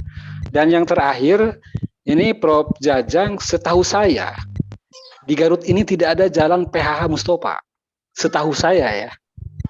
Padahal dia orang Garut. Prof. Jajang juga kan orang Garut ya. Saya juga orang Garut. Ini semakin dugaan saya semakin kuat bahwa penghulu Haji Hasan Mustafa ini tidak diterima memang di Garut ini. Garut Dia lebih- kempalnya, Pak. Iya, ini dugaan saya sih. Sebab kan tadi Prof. Jajang sangat berapi-api, data-datanya sangat kuat bagaimana sosok penghulu Haji Hasan Mustafa ini. Oh, di Garut sendiri di tanah kelahirannya gak ada jalan PH Mustafa. Ini kecurigaan saya, tolong diselesaikan, Prof. Jajang ya. Kenapa di Jalan Suci ya, di Jalan PHH Mustafa atau Jalan Suci sih kalau saya nyebutnya. Ini diabadikannya di Bandung, tidak di Garut sebagai kota kelahirannya. Itu saja mungkin, Prof. Kurang dan lebihnya mohon maaf. Assalamualaikum warahmatullahi wabarakatuh. Waalaikumsalam warahmatullahi wabarakatuh. Nah, Prof. Jajang mengklirkan masalah ini. Mana? Halo, Prof, Ibu Prof. Enggak, silakan. Ya, baik. Yang pertama tentang posisi antek ya. Saya kira memang dilematis ya, menyebut istilah apapun kalau itu digandengkan dengan istilah kolonial itu memang tidak bisa positif tentu ya. Mau itu sahabat kolonial namanya juga ya, informal kolonial. Mau itu ya istilah-istilah apapun yang kalau itu didekatkan dengan istilah kolonial pasti dalam kacamata alam kemerdekaan seperti saat ini pasti akan selalu buruk ya citranya ya. Tapi ya lagi-lagi kita ya berusaha adil lah dalam melihat mendudukan sejarah ya, membaca sejarah dalam konteks kolonialisme tentu tidak bisa kemudian dipaksakan dengan kacamata di alam kemerdekaan hari ini ya. Ada wilayah yang harus kita jujur untuk membaca sejarah itu dalam ruang waktu kesejarahannya masing-masing saya kira. Ya, tetapi jelas motif apa kalau ditanya motifnya ya jelas karena kedekatan itu ya. Ini di luar beberapa kali Hasan Mustafa itu diberikan bayaran itu menolak oleh Hasan Mustafa sendiri dalam surat-suratnya karena yang dia harapkan itu bukan bayaran, tentu karena kedekatan dengan Snok yang sudah dianggapnya sebagai sesama saudara Muslim yang dianggapnya sangat tulus ya, sangat dekat karena sudah kita 20 tahun berteman ya dari sejak di Mekah kemudian di Hindia Belanda. Nah yang kedua tentang Bandung ya, posisi Bandung sebagai kota yang kosmopolit memang sangat mendukung ya, alamnya kemudian banyak orang yang dengan beragam latar belakang etnik ya dari mana-mana itu datang ke Bandung. Dulu Bandung dikenal sangat kosmopolit dan media massa juga berkembang pesat di Bandung. Informasi-informasi dari luar ya, termasuk juga pertukaran informasi itu sangat cepat juga. Banyak para sarjana yang merasa memang Bandung menjadi kota yang punya daya tarik yang besar ya, karena dikelilingi oleh lingkungan yang juga sangat mendukung ya. Suasananya juga sejuk, kemudian ya sampai hari ini sih kira Bandung nggak tahu kalau sekarang ya, mungkin karena macetnya, tapi banyak orang Jakarta juga yang masih berminat berlomba-lomba di akhir pekan itu datang juga ke Bandung. Dan di masa awal-awal kemerdekaan atau awal abad 20 saya kira Bandung menjadi salah satu tempat yang ya juga paling kondusif ya, dibandingkan dengan kota-kota lain yang diwarnai oleh gejolak, misalnya di Sukabumi, di Banten, kemudian di Garut itu penuh gejolak memang. Tapi kalau Bandung saya kira tempat yang relatif nyaman dan ya termasuk Hasan Mustafa juga karena sudah memiliki kehidupan yang mapan dengan gaji yang ya walaupun tidak besar ya dianggap cukup lah, gaji yang cukup, bisa kemudian menghasilkan karya yang produktif itu ketika memang menjadi penghulu Bandung. Dan posisi menjadi penghulu Bandung itu saat itulah ketika dari usia 40 tahun yang semakin matang, dewasa sampai 50 tahun itu produktivitas karyanya tidak terbendung saya kira, dan akhirnya kemudian karya-karya sufistik Sundanya itu juga menjadi sangat banyak, dan ada banyak murid atau pengagum saya kira, pengagum Hasan Mustafa yang juga sangat mengaguminya ya. Dan lihat dari karya-karyanya itu ya, termasuk juga ada banyak juga pihak yang tidak suka ya kepada pejabat Belanda, yaitu saya kira konteksnya kan konteks perlawanan orang pesantren ya, dari kasusnya di Sukabumi, kemudian di Garut, di Banten ya, di Bandung sendiri karena ada banyak pesantren, ulama-ulama pesantren ya yang menjaga jarak dari pemerintah kolonial, tapi tidak sedikit juga yang kemudian punya ketidaksukaan ya pada pihak pemerintah Belanda, tapi tidak berani begitu karena ada penghulu yang juga disegani ya. Dan ini sebetulnya upaya Belanda memang untuk menarik ulama-ulama yang harismatik, yang besar, yang punya pengalaman di bidang keagamaan, bertahun-tahun di Mekah begitu, yang akhirnya bisa membendung kekuatan-kekuatan pesantren yang berusaha menyerang pihak Belanda. Yang memang kalau dari kacamata kalau nasionalisme memang agak riskan ya. Sampai hari ini Hasan Mustafa dianggap bukan pahlawan, memang nggak bisa jadi pahlawan, ya jadi budayawan, karena banyak fatwanya juga tentang Aceh misalnya, itu justru fatwa bagaimana orang Aceh itu ada satu karangan itu yang menyebutkan bahwa Hasan Mustafa itu memfatwakan agar orang Aceh itu ya loyal pada pemerintah Belanda yang berkuasa begitu ya, karena orang yang berkuasa ya harus dipatuhi, yang ditaati begitu. Kemudian yang ketiga tentang Ibnu Arabi ya, nanti bacanya sebetulnya memang era Al-Ghazali tasawuf itu sudah semakin dimurnikan, semakin diluruskan ke aliran yang lebih ya Ahlus Sunnah wal Jamaah begitu, tapi sisa-sisa pengaruh dari Ibnu Arabi saya kira sangat kencang juga ya. Yang itu Hasan Mustafa banyak belajar, tentu bukan ketika berada saya tidak yakin juga kalau sedang di Mekah ya, karena di Mekah sendiri paham wahdatul wujud itu semakin merosot ya. Tapi lebih banyak ketika berkeliling di Jawa itu ya, mengakses banyak manuskrip dari Jawa, karena Hasan Mustafa kan bahasanya sangat kaya, dia bisa bahasa Jawa, bahasa Sunda, Arab, ya, Melayu, termasuk juga Aceh ya, ya Belanda juga ya. Artinya bahasa Jawa yang dia kuasai, bahkan pernah menulis juga karya dalam bahasa Jawa yang bisa mengakses manuskrip lama begitu ya, dalam bidang sufistik Jawa begitu. Yang terakhir Garut, ya kalau di Garut ya paling tidak jadi tokoh besar di Garut ya, tapi meskipun belum diabadikan, ya seharusnya sih bagi para generasi muda di Garut yang ya Garut jadi tempat yang saya kira sangat besar dengan tokoh-tokohnya seperti ini, ya perlu untuk kemudian terus digali ya, bahkan diabadikan memang. Ya tanyalah ke para pejabat di pemangku pejabatan di Garut ya. Setahu saya apakah Hasan Mustafa masih punya tempat begitu ya, atau seharusnya harus diberikan tempat yang lebih baik ya, entah itu untuk nama jalan atau nama gedung misalnya ya, karena sumbangsinya luar biasa dalam membawa nama besar ya. Hasan Mustafa yang mungkin salah satu orang Sunda yang di koleksi Senop itu paling banyak disebut ya, di katalog Senop itu paling banyak disebut ya Hasan Mustafa namanya, karena pemasok paling banyak begitu kepada Senop. Sama Prof direkomendasikan sama pemerintah daerah Garut sih. Data-datanya kan kuat. Itu rekomendasi argumentatif saya kira. Jangan sampai kesan di masyarakat Garut ini, maaf ya bahasanya agak kasar sih sebetulnya. Jadi seolah-olah di kalangan tertentu sih saya juga menyadap informasinya, penghulu Haji Hasan Mustafa ini orang terkutuk, orang terbuang dari Garut gitu. Jadi tidak layak ada jalan di Kabupaten Garut. Nah, Prof Jajang kan punya data dan analisa serta argumentasi yang meyakinkan gitu.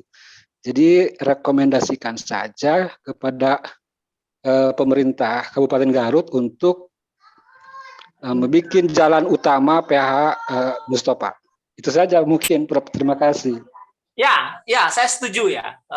Saya berani menunjukkan ya, data yang saya punya bagaimana besarnya kontribusi Hasan Mustafa ini terhadap hazanah sastra Sunda, terhadap hazanah tasawuf Nusantara ya, termasuk ke kebudayaan Sunda ya. Dan dari data-data yang saya punya dan dari buku-buku yang pernah saya publikasikan.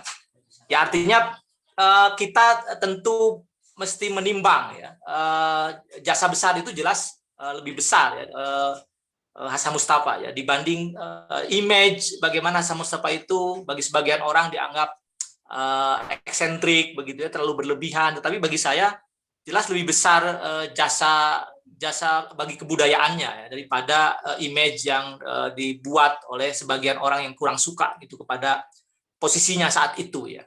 Itu penting untuk dikemukakan, dan bisalah nanti kalau misalnya pihak pemangku jabatan hari ini yang perlu diperkuat argumentasinya, bisa lah di dialog atau dikomunikasikan, saya kira.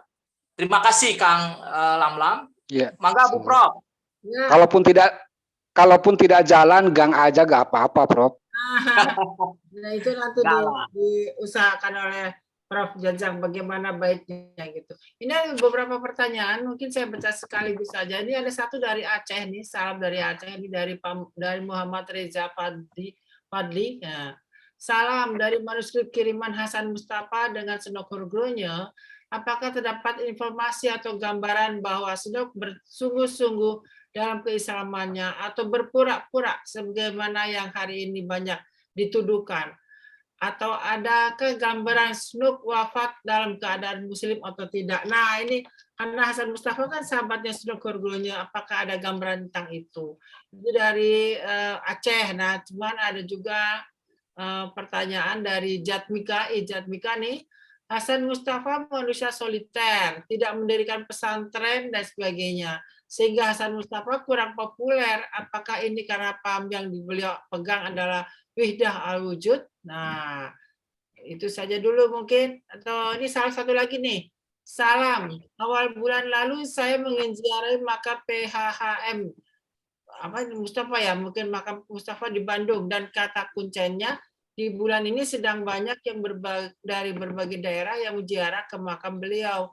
Pertanyaan saya, karya atau manuskrip yang paling berpengaruh pada dari paham terhadap ulama pribumi itu apa? Nah, ini penting. Silakan membaca 3 pertanyaan dulu. Pertanyaan apakah Senok Hurgronya makamnya sebagai muslim atau enggak, apa bisa kebohongan apa pura-pura gitu. Terus yang kedua, kenapa dia enggak mendirikan pesantren, apakah karena dia penganut paham wihdah al-wujud, dan yang ketiga, apa karya dia paling populer yang berpengaruh pada terhadap ulama pribumi itu Pak, intinya itu. Ya baik, terima kasih Ibu. Tadi pertanyaan dari Aceh memang bagi saya melihatnya dari sisi Hasan Mustafa ya. Senok dianggapnya ya muslim yang tulus. Ada banyak saksi yang menyebut Senok masuk Islam di Mekah, misalnya Abu Bakar Jaididingrat ketika di Mekah itu ya menyaksikan bagaimana Senok bersyahadat, kemudian juga Senok menceritakan pengalamannya dia disunat, dan tidak mungkin bisa menikah dengan gadis Sunda di Priangan di Jawa Barat kalau tidak masuk Islam. Dan Hasan Mustafa menjadi saksi bagaimana pernikahannya itu terjadi ya. Nah artinya bagi orang-orang di lingkaran Senok itu ya Senok ya tulus masuk Islam sebagai muslim, sebagaimana ya kita tidak bisa membedah hati seseorang ya. Ya hanya Allah yang lebih tahu tentang bagaimana hati seseorang yang tulus atau tidak masuk Islam. Tapi dari sisi wujud luar, prosesi masuk Islam, kemudian pernikahan, pelaksanaan ritual-ritual, saya kira menjadi sangat alamiah, menjadi sangat yang tidak bisa ditolak untuk dianggap dia berbohong begitu. Dan bagi orang-orang di lingkaran Senok, ya itu sangat percaya bahwa Senok memang masuk Islam dengan tulus, dan di surat-suratnya juga laporan pada Senok Hasan Mustafa menyebut Snook sebagai saudara Muslim yang sejati ya. Nanti termasuk juga misalnya mertuanya Khalifah Apo yang ada di Bandung, Khalifah Apo juga percaya pada Snook sebagai orang yang baru masuk ke lingkaran Menak gitu di Bandung. Ya artinya bukan suatu hal yang perlu kita ragukan, meskipun nanti di kalangan sarjana itu ada berdebat juga ya. Nanti ada banyak pendapat lah tentang keislaman. Bagi saya sih yang lebih penting adalah ya karena bicara sejarah, bicara dokumen, bicara bukti-bukti historis, jelas kita tidak bisa menerka, menduga begitu, atau menghakimi seseorang atas dasar asumsi-asumsi yang kita punya begitu ya. Ya urusan keagamaan, ketulusan dia, kesadaran untuk menerima Islam itu ya hanya dirinya dan Allah yang lebih tahu begitu. Ya itu yang bisa saya sampaikan bagi teman-teman di Aceh ya. Dan saya mudah-mudahan pembahasan kita tentang peran bagaimana Hasan Mustafa yang dulu tidak terdengar namanya ya untuk konteks perjuangan Aceh, saya kira bisa semakin diperbincangkan ya. Bagaimana Snook juga tidak bisa lepas dari sosok orang Sunda yang juga menjadi penghulu di Kutaraja beberapa tahun dan banyak memasok informasi tentang Aceh gitu pada Snook Ogronya. Itu yang pertama. Yang kedua tentang Wahda wujud dia sudah bikin pesantren. Ya memang Hasan Mustafa itu memang ulama yang soliter gitu ya, yang tidak memiliki banyak pengikut sebetulnya ya, karena tidak membuat tidak memuridkan, tidak menjadikan murid begitu bagi banyak pengagum-pengagumnya ya. Meskipun nanti banyak orang yang mengaku mengikuti jejak langkah Hasan Mustafa juga ya, seperti Wangsa Atmaja dan Wangsa Diharja misalnya, sekaligus sekretarisnya sendiri ya. Tetapi keulamaannya jelas tidak bisa diragukan. Sejak di Mesir juga mempublikasikan kitab yang itu dicetak begitu ya, berteman dekat dengan Nawawi Banten, dengan Syekh Nawawi, kemudian menjadi kiai yang disegani saat itu di Garut. Hanya memang karena memilih itu pilihan karir sebetulnya ya bagi seorang kiai yang saat itu konteksnya ada ulama yang alumni haji itu kemudian melanjutkan tradisi keulamaannya dengan mendirikan pesantren, tapi ada juga yang lebih memilih berkarir sebagai pejabat Belanda saat itu ya. Jadi pilihan itu saya kira ya. Persoalan apakah kemudian kurang disukai karena paham? Nah, itu nanti kita bisa berdebat sebetulnya. Paham Wahdatul Wujud sendiri awalnya sebetulnya bukan satu hal yang dianggap menyimpang ya. Para ulama-ulama dahulu seperti misalnya Syekh Ibrahim Al-Qurani, kemudian Al-Qushasi, seperti di kajian Pak Oman itu ya Wahdatul Wujud satu hal yang sesuai syariat. Ya. Tapi kemudian ketika dipahami oleh orang-orang awam, nah itu yang membuat terjadi banyak kesalahpahaman terhadap paham ini. Ya. Dan Hasan Mustafa jelas bukan orang awam yang sangat paham bagaimana ajaran Wahdatul Wujud itu dipahami, dihayati, dipraktekkan begitu ya. Jadi tidak sebagaimana orang-orang awam yang kemudian mencampur adukan Wahdatul Wujud dengan ajaran-ajaran lain, misalnya mistisisme di Jawa yang cenderung menjadi panteistik ya, yang bagi saya Wahdatul Wujud tidak seperti itu. Ya. Jadi sangat sunni, sangat menghargai syariat, dan inilah yang tampak pada ajaran-ajaran Hasan Mustafa itu. Dan yang terakhir kitab. Karena gini, kitab atau karya Hasan Mustafa itu dulu tidak banyak dipublikasikan dan beredar di salinan-salinan begitu. Makanya para ulama pesantren itu tidak tahu banyak begitu tentang karya-karya Hasan Mustafa ini. Ya terlebih ya karena saat itu memang paham Wahdatul Wujud ini semakin banyak terjadi kesalahpahaman terhadap ajaran ini ya di kalangan ulama-ulama di pesantren gitu, dan cenderung dihindari begitu ya, cenderung dihindari untuk mengkaji ajaran Wahdatul Wujud ini. Termasuk di Mekah saya kira saat itu juga semakin banyak ditinggalkan orang mengkaji paham Wahdatul Wujud ini, dan kitab-kitabnya makanya tidak banyak juga ya yang kemudian mempengaruhi para ulama berikutnya ya. Mungkin hanya beberapa, misalnya saya pernah temukan tuh di Suryalaya informasi misalnya di Suryalaya, tarekat Qadiriyah, karena Hasan Mustafa juga menganut tarekat Qadiriyah. Tasik Itu juga, ya, Prof. ya di Tasikmalaya, di Suryalaya itu ya juga Abah Sepuh itu juga pernah baca dan bahkan berteman mungkin ya dekat dengan penghulu Bandung saat itu ya, dengan Hasan Mustafa. Ya karena ada satu keterkaitan erat dengan paham tarekat yang diamalkan gitu. Meskipun kita tidak tahu lebih jauh ya bagaimana kedekatan itu terjadi dalam tapi puisi dangdingnya atau misalnya tafsir Al-Qur'annya itu pernah ditemukan di Suryalaya ya, dari hasil salinan-salinan tertentu ya. Demikian Bu Prof. Ya. Semoga masih semangat, jangan khawatir, tenang saja. Nah, ini dari pertanyaannya dari Dwi Afrianti. Nah, Assalamualaikum warahmatullahi wabarakatuh, Prof. Jajang. Bagaimana dinamika tasawuf pada abad ke-19 saat Hasan Mustafa belajar dan mengajar di Mekah? Karena dinasti Saud yang dipengaruhi Wahabi anti tasawuf.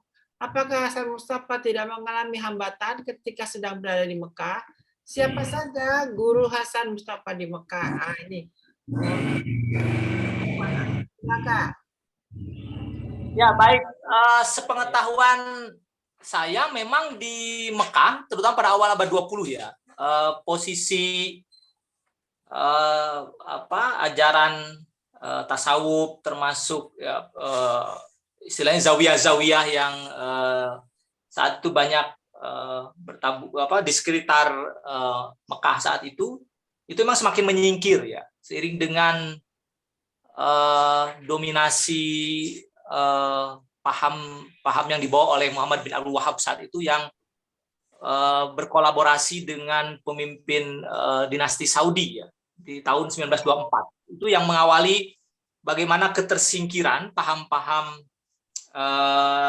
ya orang seringkali menyebutnya Ahlus Sunnah wal Jamaah, termasuk kajian-kajian yang berbau tasawuf seperti ini. Dan bahkan bukan pada awal abad 20 saja, memang di akhir abad 19 juga ajaran tasawuf itu memang terlihat semakin merosot ya, terutama misalnya saya pernah temukan itu Syekh Daud Sunur di Mekah itu paham martabat 7 misalnya ya, Wahdatul Wujud itu sudah semakin tersingkir. Orang sudah semakin tidak lagi akrab dengan istilah itu ya, artinya menghindari istilah itu. Termasuk misalnya Syekh Muhtar Atorid Bogor itu juga cenderung sangat reaktif ya terhadap paham martabat 7 yang dianggapnya menyimpang begitu. Meskipun ajaran-ajaran Ibnu Arabi itu juga masih dianggap dihargai oleh Syekh Muhtar Atorid ya pada awal abad 20 ya. Nah, artinya dampak dari paham Wahabi yang dibawa oleh Muhammad al-Wahabi itu memang sangat awal-awalnya terasa gitu ya, dirasakan oleh para ulama termasuk Hasan Mustafa sendiri ya, dan Syekh Nawawi yang terlihat kan tidak mengembangkan ajaran yang bernuansa mistik filosofis seperti Wahdatul Wujud itu. Berbeda misalnya dengan ulama-ulama sebelumnya ya, yang masih lekat dengan ajaran tasawuf, misalnya seperti Kiai Saleh Darat As-Samarani yang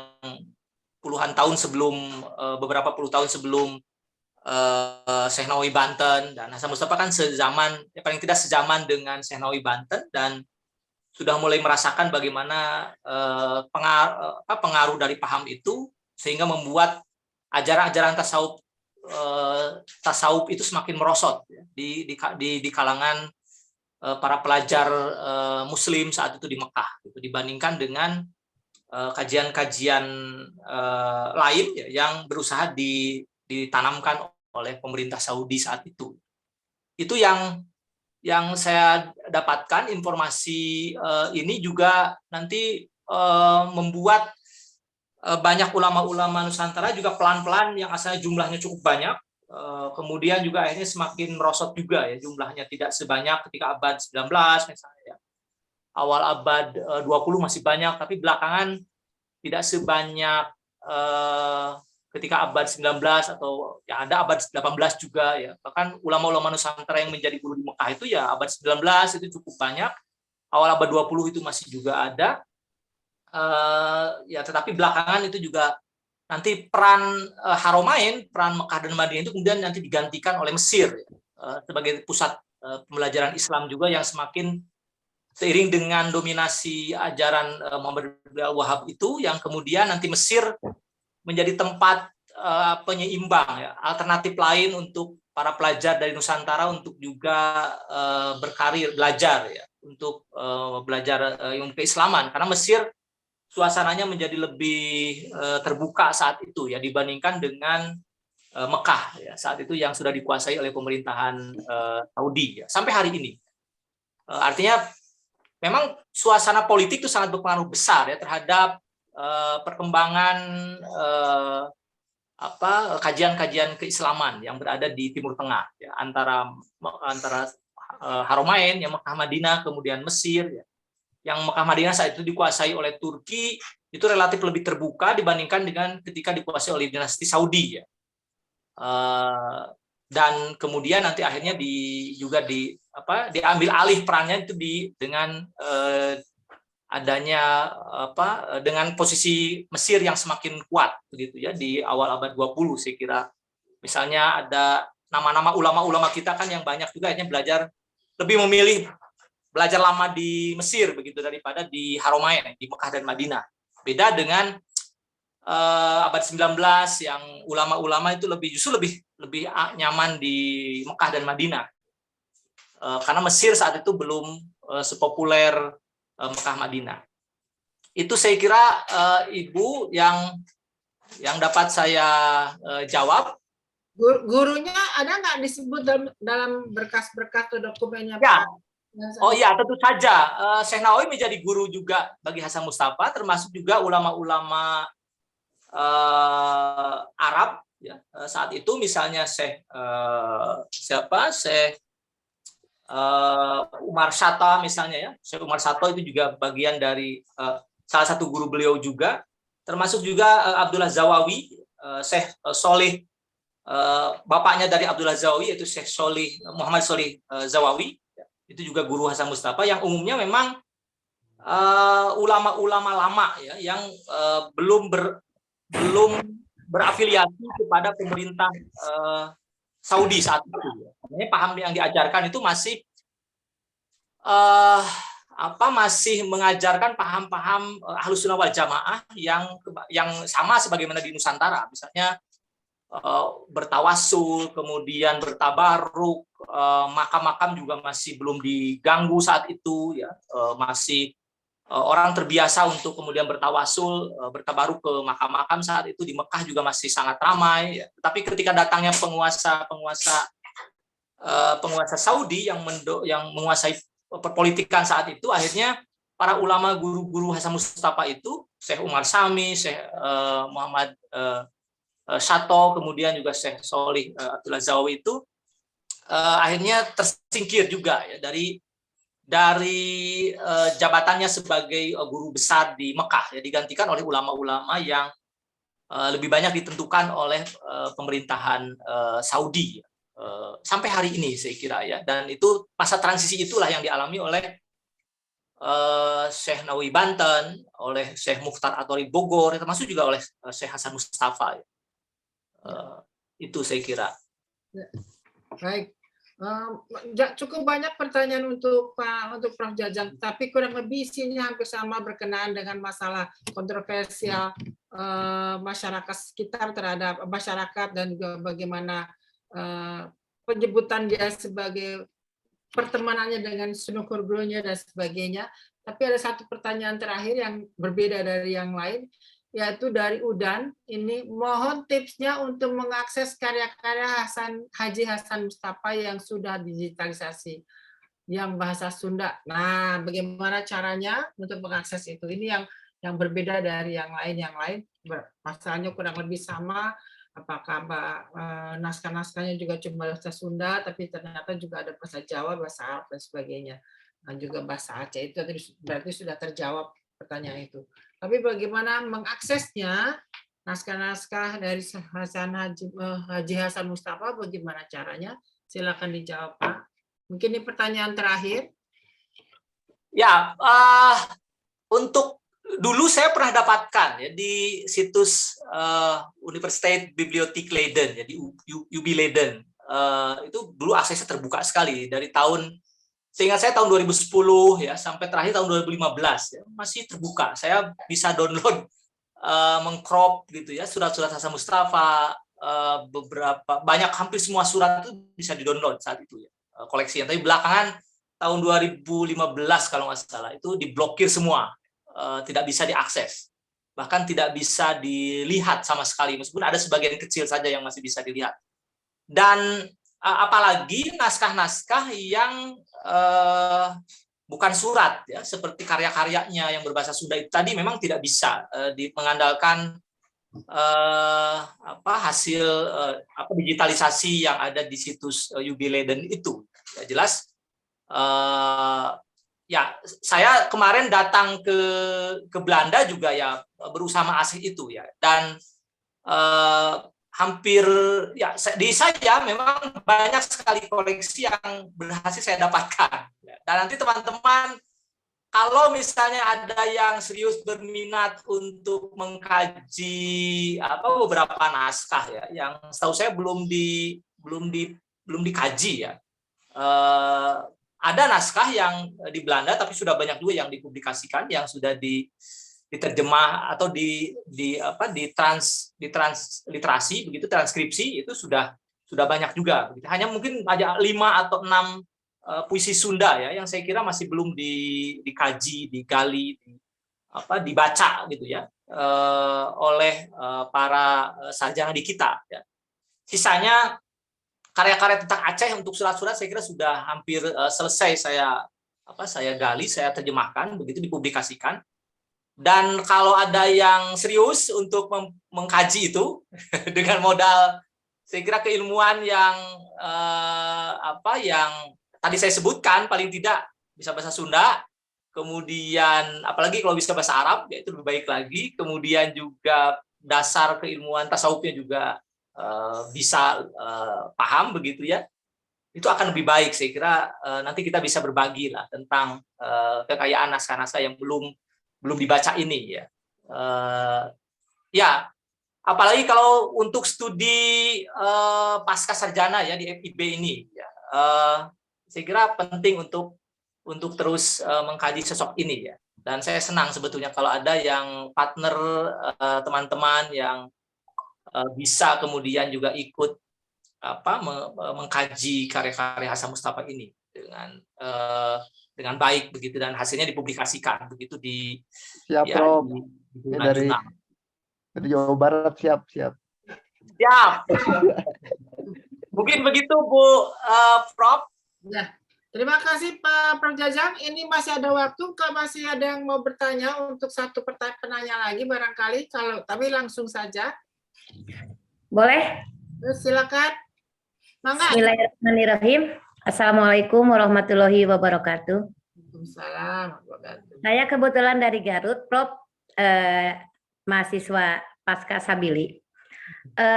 Mendengar penjelasan tentang pahlawan yang tadi, Kiai Haji yang berasal dari Garut, saya merasa bangga bahwa Garut melahirkan sosok ulama yang besar gitu ya, bukan cuma dikenal di negara kita tetapi sampai ke mancanegara. Kalau boleh tahu Prof, Garutnya dari mana ya lahirnya? Siapa yang lahir dari Garutnya, Pak Prof? Jajangnya atau Hasan Mustafa? Ustaz Mustafa. Boleh Jajang. Silakan Prof. Ya, di Cikajang Bu ya, di Cikajang.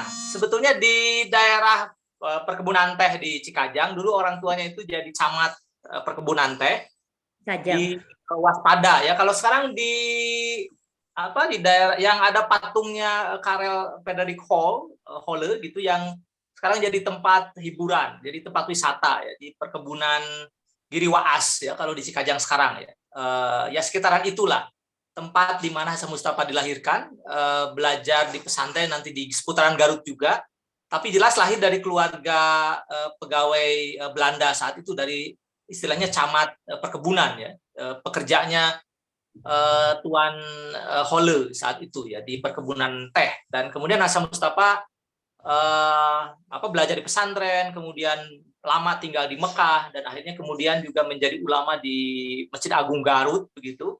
Sebelum kemudian nanti menjadi penghulu di Aceh dan akhirnya menjadi penghulu di Bandung, lama menetap di Bandung dan akhirnya kemudian dimakamkan di pemakaman para bupati ya di Bandung, di dekat alun-alun. Saya pernah ke sana juga. Dan bagi orang Garut rasanya sih kalau tidak tahu nama-nama yang saya sebutkan tadi, perasaan agak gimana gitu ya. Padahal saya sebetulnya bukan orang asli Garut ya. Orang tua saya memang dari Garut, tapi saya lahir di Subang. Tapi bangga menjadi orang Garut memang, karena Garut banyak melahirkan tokoh-tokoh yang saya kira kontribusinya besar ya, terhadap tradisi keislaman, tradisi sastra Sunda. Ada banyak nama-nama yang saya kira banyak disebut, dan Garut punya peran yang menonjol ya dibandingkan dengan daerah-daerah yang lain yang masih baru ya. Garut termasuk wilayah yang lama yang banyak tokoh-tokoh yang merasa nyaman tinggal di Garut karena suasana juga Haji Hasan Arif ya Prof ya. Ya, pejuang itu kayak Hasan Arif, atau misalnya pejabat-pejabat penghulu misalnya Muhammad Musa, kemudian para ulama-ulama yang berasal pengembang tarekat juga ada di Garut ya, sampai hari ini misalnya di Samarang. Kemudian jaringan-jaringan pesantren juga banyak bermunculan di Garut ya, pesantren-pesantren lama itu saya kira punya peran besar ya dalam gerakan Islamisasi ya, termasuk pengembangan tradisi keilmuan, dan Hasan Mustafa dibentuk dalam suasana itu ya. Jadi kalau orang Garut saya kira nama Hasan Mustafa itu tidak disebut-sebut, tidak tahu, tidak kenal, saya kira agak ironis ya. Kalau sekedar kenal mah kenal, pernah dengar, cuman kalau sampai seperti ini yang Prof jabarkan dari tadi, saya baru dengar juga gitu Dok. Prof. Ya, terlebih saya kira di Cikajang ya. Cikajang itu daerah yang sampai sekarang terkenal dengan adanya Kabuyutan Ciburu, Ibu Prof ya, yang dimana tempat penyimpanan naskah-naskah Sunda pra-Islam itu ya di kaki Gunung Cikuray, di Kabuyutan Ciburu itu. Naskah-naskah Sunda pra-Islam abad 16, abad 15 itu ya di kaki Gunung Cikuray itu di Kabuyutan Ciburu. Ada naskah Sang Hyang Siksa Kandang Kersian di situ, dan naskah-naskah yang saya kira kalau tidak ada naskah itu, pengetahuan kita tentang Sunda masa silam itu gelap. Makanya Garut lagi-lagi dengan peninggalan-peninggalan naskah Sunda kunonya itu sangat luar biasa di kaki Gunung Cikuray itu ya. Yang itu tidak didapatkan di daerah-daerah yang lain di Jawa Barat.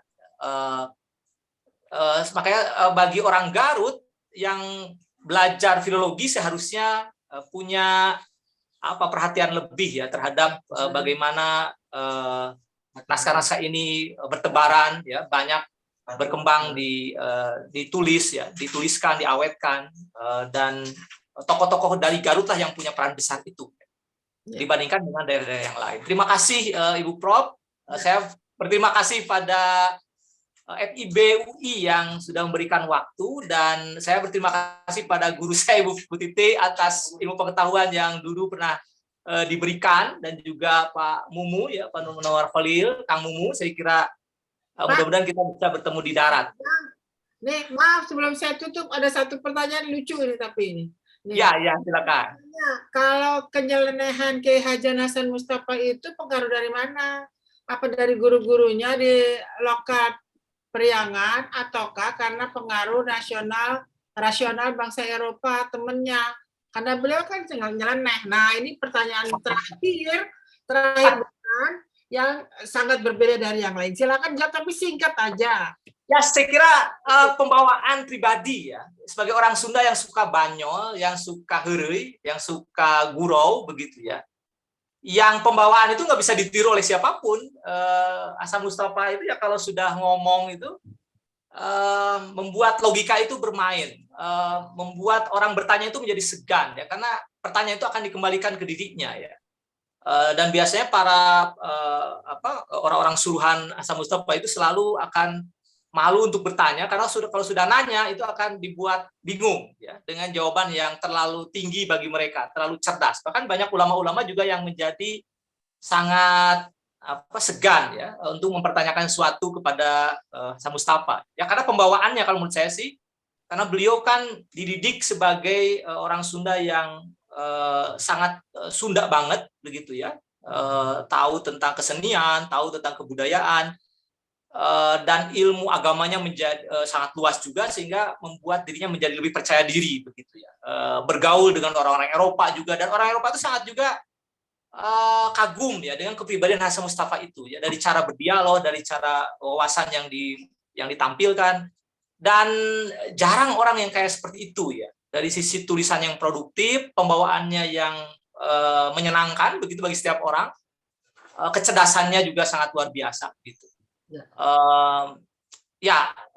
Ini nanti anekdot saya sedang mengumpulkan anekdot ya. Jadi ibaratnya kalau di humor Nasruddin Hoja itu, Nasruddin Hoja yang juga cerdas ya, paling tidak seperti itulah cara pembawaan Hasan Mustafa ya, Nasreddin yang bergaya ya rakyat biasa tetapi seorang juga yang mendalami ajaran tasawuf ya, ketika bertanya menjawab itu dengan logika, dengan yang singkat tapi kena gitu ya, membuat orang yang menanya, bertanya, yang dia bicara juga menjadi bingung gitu.